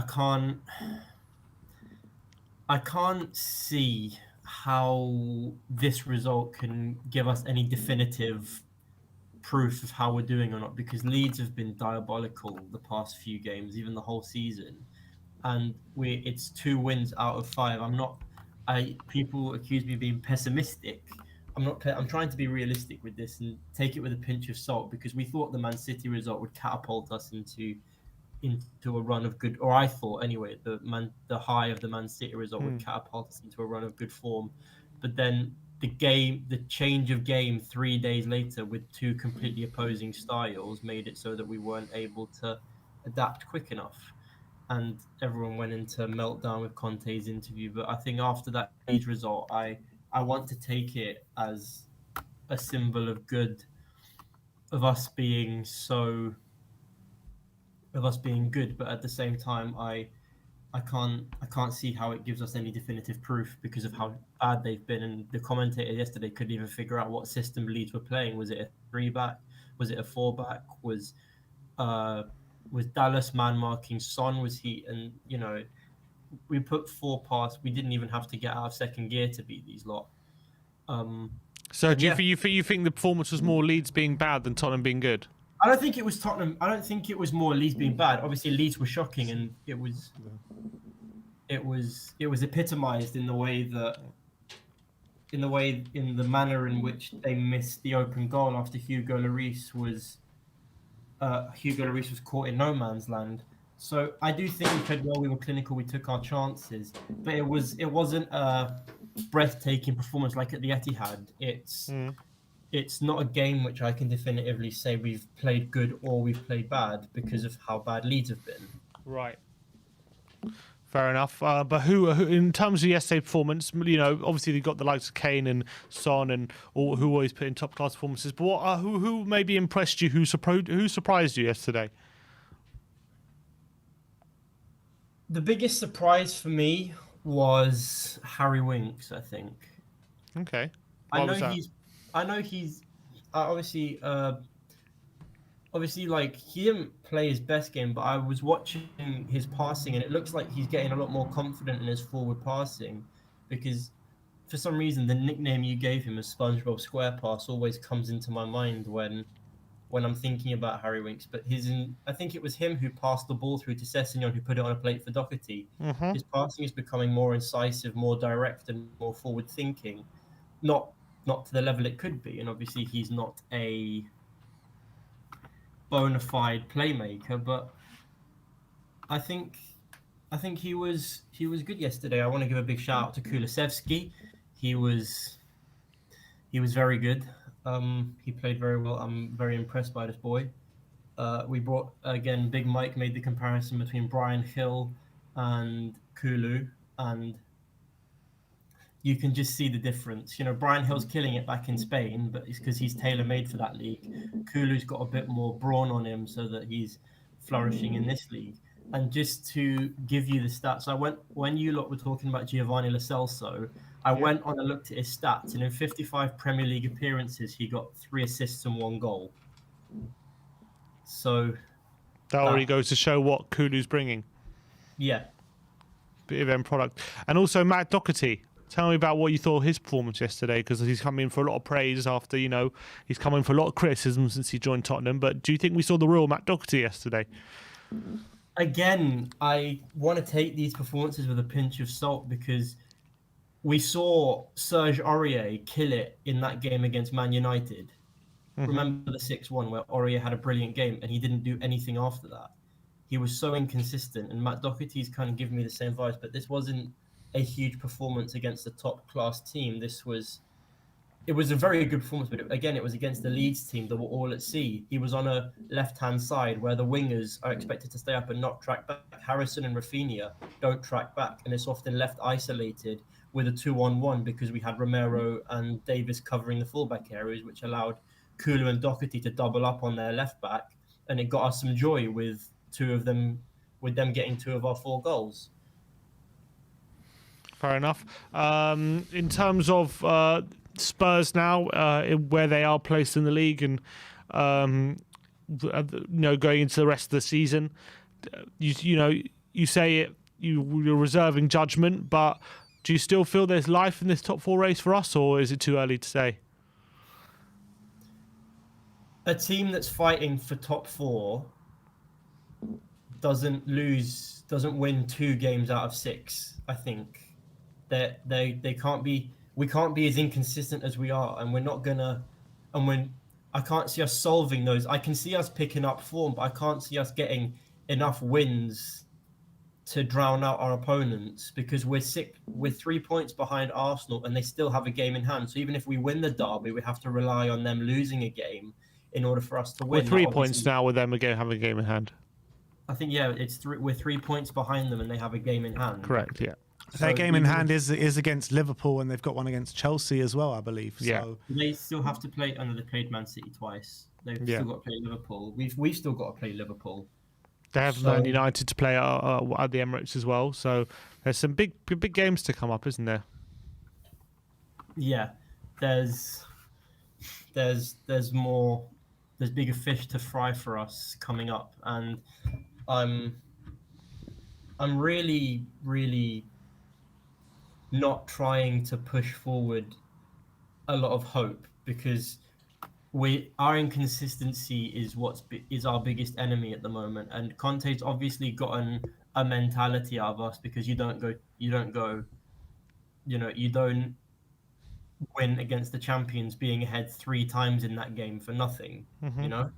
So there's definitely been a mentality shift, but it's the same old, I don't want to call it stink, but there's the same old feel at the club that whenever we come under, like obviously under pressure in the City game, we absorbed it. But whenever we come under a period of sustained pressure, not in a game, but over a period of a few games where crunch time, where it's kitchen sink time, Tottenham never seem to have the guile to finish off those results. Like losing to Burnley and the way that we did in a team that it was only their second win all season or something stupid like that. Or well, third win. It was their third. Well, I think it was their second or third win all season, and we're over halfway into the season. Like that's embarrassing, and it came against us. We were too inconsistent against teams that we should have been beating. Wolves obviously are in a top 4 challenge, but if we want to show our top 4 credentials, we have to be winning against the teams that are around us, and we haven't done that. Man City and Liverpool aren't our fight. It's teams like Arsenal, Wolves, and Man United, and we've lost to Man United, and we lost all those teams, yeah. Yeah, so that's why I'm not reserving hope for top 4. But I just don't want to see us in the Conference League. I want to see us, if we're going to be in Europe, at least get us a chance in the Europa League, where it's at least a bit more respectable than the Conference League, because the Conference League isn't worth our time, but Europa League might be, because if you win it, you get a spot in the Champions League regardless of league standing. Obviously, remember flashbacks to when we finished 4th, but Chelsea won the Champions League, so took our spot. Yeah. So, just a couple more things before I go. I want to say I'm very concerned about Hugo Lloris. He's signed a new. I don't think it's a coincidence that he's got his future secured for the next 2 years. He signed a contract, and then he's made 4 errors in 5 games that have directly led to a goal. Now for a defender, why don't you think that's a coincidence? I think because he's no longer worrying about his security. I think there's a sense of he's got his couple-year contract, and so there's a little bit less of incentive to. I mean, he was playing very well before his contract signed, and then he hasn't exactly been convincing after it. I don't know what the link might be, but I'm one to point out that there might be a link there, and he's had a few rushes of blood, and yesterday could have been disastrous. Obviously, I think it was when we were 2-0 up. It was 3-0 at the time, yeah. 3-0, okay, so it wouldn't have been as bad, but obviously it's still worrying that your top goalkeeper and your captain, a World Cup winning captain, no less, is starting to make these mistakes. And goalkeepers, the older they get, the better they get. Look how keepers like come into their best form in the mid-30s, and Hugo seems to be going away from that. He seems to be declining. And if we've given him the contract for 2 years, which will probably come with certain promises to keep him as the first choice at the club, then that's a little bit worrying to me. I still genuinely believe with Hugo Lloris. I think that throughout his career, we've seen him make mistakes no matter what stage of his career he's at. So I think this isn't anything new with Hugo, but I think when you look at Hugo and when you look at keepers that we can sign, I don't think we can sign a keeper that's as good as Hugo or even better than Hugo. I believe that. And I also think that even with the mistakes he's making at the moment, I still think he saves us a lot more points throughout a season than he does cost us.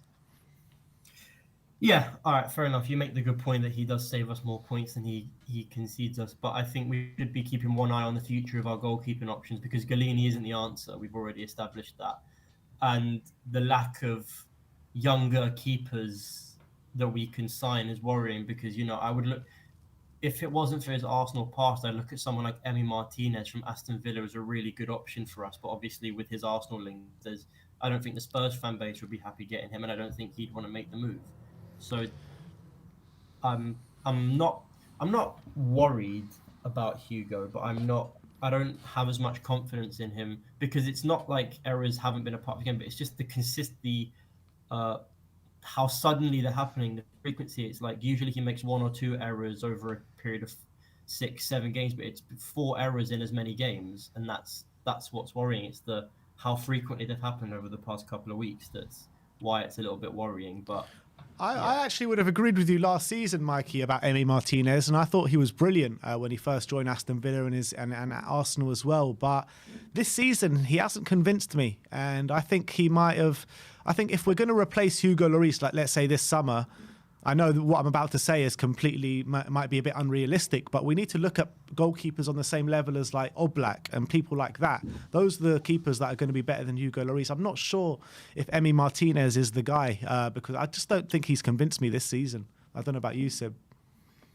I think for Argentina he's been great. For Villa, yeah, I mean maybe it's a case of higher expectations, but he hasn't been on the same level. But he's still a pretty good keeper. But I wouldn't want him in the summer. Maybe if, assess him in a couple of years' time and see. I wouldn't. Then maybe potentially I wouldn't want him right now. Let's not forget that for Argentina he's got Christian Romero in front of him, so it's no surprise that he does better for Argentina. And obviously, I want to give a quick shout out. Son's back amongst the goals, which is good. He hasn't scored for a few games. And I was looking at the scoring charts, and Kane on an off season is already on 8 goals. And I think apart from Mo Salah, he scores a hat trick, and he's already in second place for the Golden Boot. So, you know, people saying he's having an off season. Kane's already on 8 goals. Son's on 9. On 10, sorry. Son's on 10 now. So, yeah, Son gets one more goal. Or 2 more goals. He goes level with Mane and Jota. So, you know, keep up the good form, Kane and Son, and obviously their record-breaking goal was a good sight to see. I was hoping it would come like a bit sooner, but obviously they both haven't been at the level they were last season. But that's no shame to them. They were amazing last season. Yeah. All right. Nice one. Big up, Nice one, Mikey. Good to chat to you as always, my friend, and we'll speak to you very soon. You too, guys. See ya. See you in a bit. Up the Spurs. Come on. All right, let's keep going. I don't know who this next guy is. Don't recognise him at all. Do you know who he is? Don't know. What? He's with a beard. I don't recognise him with a beard anymore. Who is this guy? Brian. How you doing, Brian? Well, the introductions are just getting better and better, and Sim's on the act now as well. Some phenomenal act. How are you both doing, boys? All good, my friend. How are you? Yeah, all good. Just that my sister's been babysitting. I'm not in the Buzz Lightyear or playroom today. I've come into the living room, so you got adult things around you this time, yeah? Yeah, I've got like pictures and. Oh no, I won't show you over there where they've got all their Wii games and stuff. So we'll come over here. I'm not liking that little red. What's that red thing right above your head? What is that? Oh mate, look, it's a fucking right in front of my nephews. Oh no, they're outside. It's a thing to bring out the curtain. A blind. Yeah, that's even the word. Thank you so very much, boys. It's because it was red. It just threw me off track. Brian, obviously a really good performance yesterday at Ellen Road, but against that sort of opposition, can we read too much into it? So yeah, I was asking this on the fan show yesterday. I think. Do you know what people say? It's kind of, was this Conte's press conference lighting a fire up their arse, or was it Leeds and that was the perfect game for this team to play? And for me, it's a bit of both. It's a bit of both. Like we said, Harry Winks had a superb game. I mean, the ball for Sessegnon to set up Doherty is getting, I wouldn't say underlooked, but it deserves a lot more credit than it's getting. It's a great ball from Sessegnon, but Leeds are always open, and these are the games that Harry Winks can do what he does. But it's in the other games like the low block where we need him to really be more creative and more have a heavier influence in the game where he struggles. So I think it's a bit of both. It was a great team to play and it just suited us, but there are a lot of positives to take from it. Yeah, and one of the positives, in my opinion, is the fullbacks yesterday. I thought Sessegnon and Matt Doherty were really good yesterday. Obviously, both of them kind of setting up each other. The first one was Sessegnon over to Doherty when he slotted it home. And then Doherty returned the favour a bit later in the game, but Sessegnon just couldn't get there to finish it off. But how impressed were you with these two performances? Well, Sessegnon, do you know what? We look at it. Sessegnon did it against Liverpool. He had a couple of games against Norwich and Brentford. Then he had a good game when we were at the Etihad. And all right, Leeds, like we said, are a completely different style of team as well. But he's growing into that role. Yesterday was the first time I saw him with the confidence to go down the line rather than cutting in and slowing it down. So it's a huge positive to take from Sessegnon, and I think there's a real player in there. But with Matt Doherty, where did that come from? All I keep having came from Molyneux. That's where it came from. But I keep having the Eminem tune, but I keep saying, "Will the real Matt Doherty please stand up?" And he did yesterday. He did, mate. And I was saying in the fan show, I asked the people that are coming on, if I had said to you guys before the game started, listen, I'm going to put a bet on Doherty to get a goal and an assist, what would your first reaction be? Yeah, I'll probably tell you, stop taking whatever you're taking, basically. You know what I mean? You'd be like, what the hell are you doing? It would be some kind of comical quip, but he had an outstanding performance. He really, really did. I mean, he was everywhere as well. When I was with Simeon and Henry doing the watch, just seeing him in these positions and fighting, and it really seemed like that was the performance that he can build. Again, you've got to look at it. It was Leeds, and their style of play beautifully suited what we were going to do. And now let's just hope if he starts against Borough or starts against Everton, he can put another performance down like that. Because even when Simeon and I went to Leicester, he came on in the second half and was really influential in that second half. And then he played against Chelsea, and it was like, oh God, here we go, here it is again. So hopefully this getting the goal and assist will really give him some confidence in himself, and hopefully be the springboard to build something on. Yeah, completely agree. Completely. And there was an interesting tweet we were looking at before when Mills from one of the Tottenham podcasts. He was talking about negativity around Tottenham, and he say that the tweet was arguing there's too much. There can be too much negativity around around the club, and even if you believe the fan base isn't. You don't believe the fan base has good higher ups, or you don't think the owners are good for the club, you can still allow yourself to be positive. But what do you think about that? Look, I mean, this is the. I'm sure you're waiting for me to come on to ask this question. If there's anyone who wants to ask this, it's like, right, he's here. Let's ask this question. Listen. Yeah, come on. I thought it was an interesting question to ask. Why not? So no, you're right. I mean, before I also, I mean, coming back from Man City, I showed you both. There was someone that put a tweet on after we beat Man City, going, "Where's all the Levy outers now?" Yeah. And it was like, we're all standing here. It was one match. It was one match in 21 years. Like, we don't go away. Listen. I can be positive. I support the team. I support the team, not the board. When I see a performance like that, of course I'm going to be positive. Of course I'm going to be happy. I will always support the lads that are on the pitch, but that doesn't mean that in the back I can't be who I am or what I believe in. But I'm always going to be supporting the team first. And even when I'm doing the stuff that isn't supporting the team, and I don't really want to get into it, I'm doing that because I want to support the team and I want the team to improve. And the way it can improve is with that person out. But this isn't about this person right now. So I'm always, after Man City, how positive were we all? When the team do well, it's fantastic. But when the team do bad and we look at injuries and we look at everything like that, of course the blame will shift on to where it goes to. But right now, it's another good performance. Players that we thought didn't have it in them have shown that they do have it in them. But like I said, it's Leeds, so we'll see if we can do it against an Everton, a United, or whatever's coming our way in a Borough. And of course, just because people are leaving out doesn't mean they can't be positive when the team wins. I mean, people seem to think that Levy-outers just want the team to fail, just want the team to lose every game, and we want to go out of every cup. That's not the point. What we do, like I keep saying, we all want a very, very successful Tottenham Hotspur. That's all everyone wants. And as long as we get there, we don't care. It's how we get there. And let's just hope somehow, some way we get there so all this can stop. But obviously right now, the focus, today's talk and today's positivity is about Conte getting the boys ready, the boys repaying Conte and showing them what they can do, and us celebrating a great performance by the players you said, a record being broken, a clean sheet. I mean, I'm still wondering if Ben Davies had a drug test after, because he channeled it in a Usain Bolt to get to that block. I don't know where that pace came from. He's been storing it up for about 7 years for a moment like that. It's like in like Tekken or one of these fighting games when you've saved up your power move and you don't use it and you've just got loads of them in one go, and he just used all of those up in one go. Very, very fast Exactly. Yeah. I mean, that was a sensational bit of defending. Yeah, unbelievable. Yeah, it really was. I mean, I heard you talking with Mikey about Hugo and Joe. When you said like the quality of goalkeeper that you go for, listen, if there's one, when this transfer does come and we have to find the heir to the throne, goalkeeper is the one. You know what? When I look at it, whenever you say, yeah, we're buying these ones for the futures, whatever, that is the one position you can't do that with. Yeah.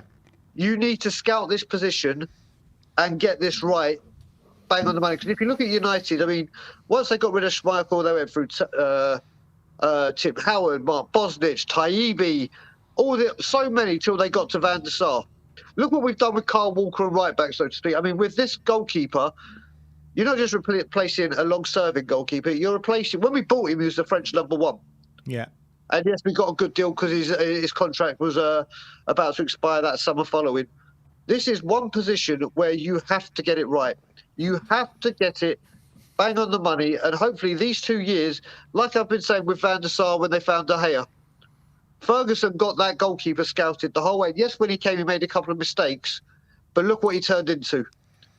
They saw that in him. This is the position you cannot afford to get wrong.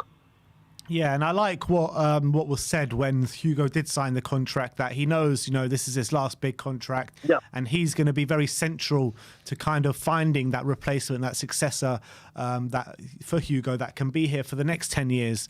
And that job, it's a big job, isn't it? Because, like you said, you just can't get that position wrong. Yeah, you can't. And if you look at it, the worst thing about this as well is when people know that you're looking for a goalkeeper.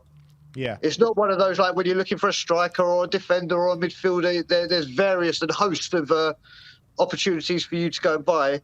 When you're going to take a goalkeeper, they know you're replacing Lloris, who's been there for ages. They know you're desperate for a goalkeeper, and obviously that team that you're buying the goalkeeper from are going to be in the exact same position that we would have been in to try and get this keeper. So this one has got to be done right. I mean, we hopefully this is 2 years in the making. This isn't like let's sign him right now. And it just has to be done right. It's vital that we use these 2 years to make sure this is where, you know what, when they say that Paratici looks at a host of players and then narrows it down, well, this is one where he's now going to have, like, I'm sure there's a few on the list already, and they're just going to really take their time, or I hope there is, that they really, really get to take their time and really pick the right one, because, like we said, this is very, very big shoes to fill. Yeah, 100% agree, Brian. Has anything changed for you just yet on when and what you think we can do this season, potentially, when you look at the league table now? I still keep saying, I just think mathematically we can do it. Mathematically it's there. I really want us to do it. I just think we may fall short. I think we may be, don't get me wrong, I think we may be in a race, a last-minute race to get fourth. But I just think with the squad depth and depending on injuries, you're asking for these players to be fit 100% of the time, on their game 100% of the time, and everything to click all the time. We can't afford many more slip-ups. It was after Man City, we're like, oh, here we go, this is it.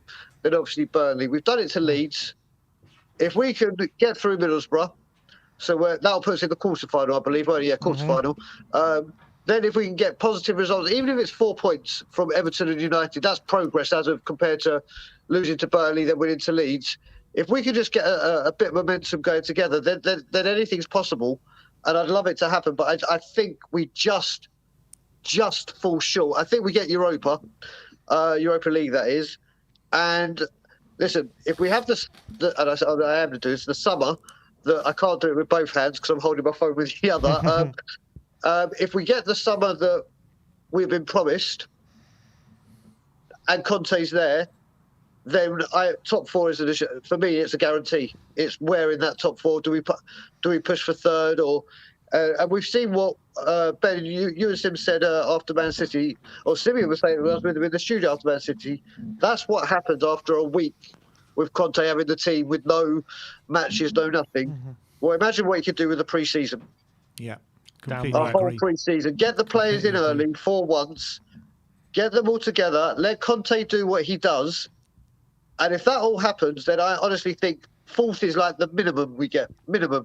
Not saying we'll win the league, but I think we'll be pushing for third. Maybe you'd have a title race for a bit of it, but maybe fade off. But the top four is a goddamn guarantee if everything goes well in the summer. But that is a humongous if. Yeah, completely agree there. All right, Brian, always good to speak to you, my friend, and I'll speak to you very soon. I'll be in the studio with you Tuesday, and I hope to see you a lot this week, because obviously this time next week I'm on an air. I'll be flying, so yeah, make sure I see you. You say that, Brian. You say that, but I've heard this a lot from you. Yeah, well, we all know the reason why. We all know the reason why. And I think also, Just so you know, I mean, obviously everyone knows the reason why I was here. Yesterday, when I was with Kim, Rez, and Nick Barry, Sean, Phil, Grant, all the EastEnders characters, he messaged Kim. He's actually moved wards up to the physiotherapy ward. Fantastic. So he's moved out. He's really progressing. On Friday was the first time like he's had his tracheotomy out and everything out. So he's now doing everything independently, thank God. And he, for the first time, like since all this happened, when he went into hospital, so he had COVID since December the 1st, went into hospital December the 8th. He was able to stand for the first time in like 3.5 months. He was able, and you got to remember, he hasn't moved his leg muscles and everything aren't what they were, but he was able to stand upright, unaided for like 5 minutes, which is huge for someone that hasn't done it. So everything, thank the Lord, is now up. So I can go back to my wife. Oh, Levi, wait a minute, 1 second. Okay, 1 second, Levi, what is it? Levi, come here. Okay, say hello to everyone. Hello, Levi. Yes, Brian, how did you let your nephew be called that? Listen, listen, it's Levi, not that one. I can't tell my sister and brother-in-law what to call them. And also, Cody said, have you got a niece called Enoch? And I said, that's where I would have drawn the line. But Levi, did you want to say It's not going to be Enoch, it's going to be Enoch. Yeah, boy, you want to say Comedy Spurs? No, it'll be Donna. Say it louder, Comedy Spurs. There you go. See, so now the name is that's Levi, not him. So yeah. So I'm gonna go. So Brian, Levi in, Levy out. Damn right. You gonna buy Tottenham? Are you gonna buy Tottenham? No, you're gonna run away. Okay, so Levi's not just in just yet. But boys, I'll let you get on with the show. Everyone in the chat, love you loads. You gonna say goodbye? Bye. There you go. Stay on the show. All right, guys. I'll see you later. I'm not going to say what I normally say. See you later. Love everyone. Speak to you soon. Ta-da. See ya. Come on. Big up, Brian. Love that, man. Funny. We got any more? No. Okay, that is it from us today. We'll be back with player ratings and the 5 takeaways, so stay tuned for all the content coming your way. Thank you, everyone, for joining us today. Like, subscribe, and comment. And as always, come on, you Spurs.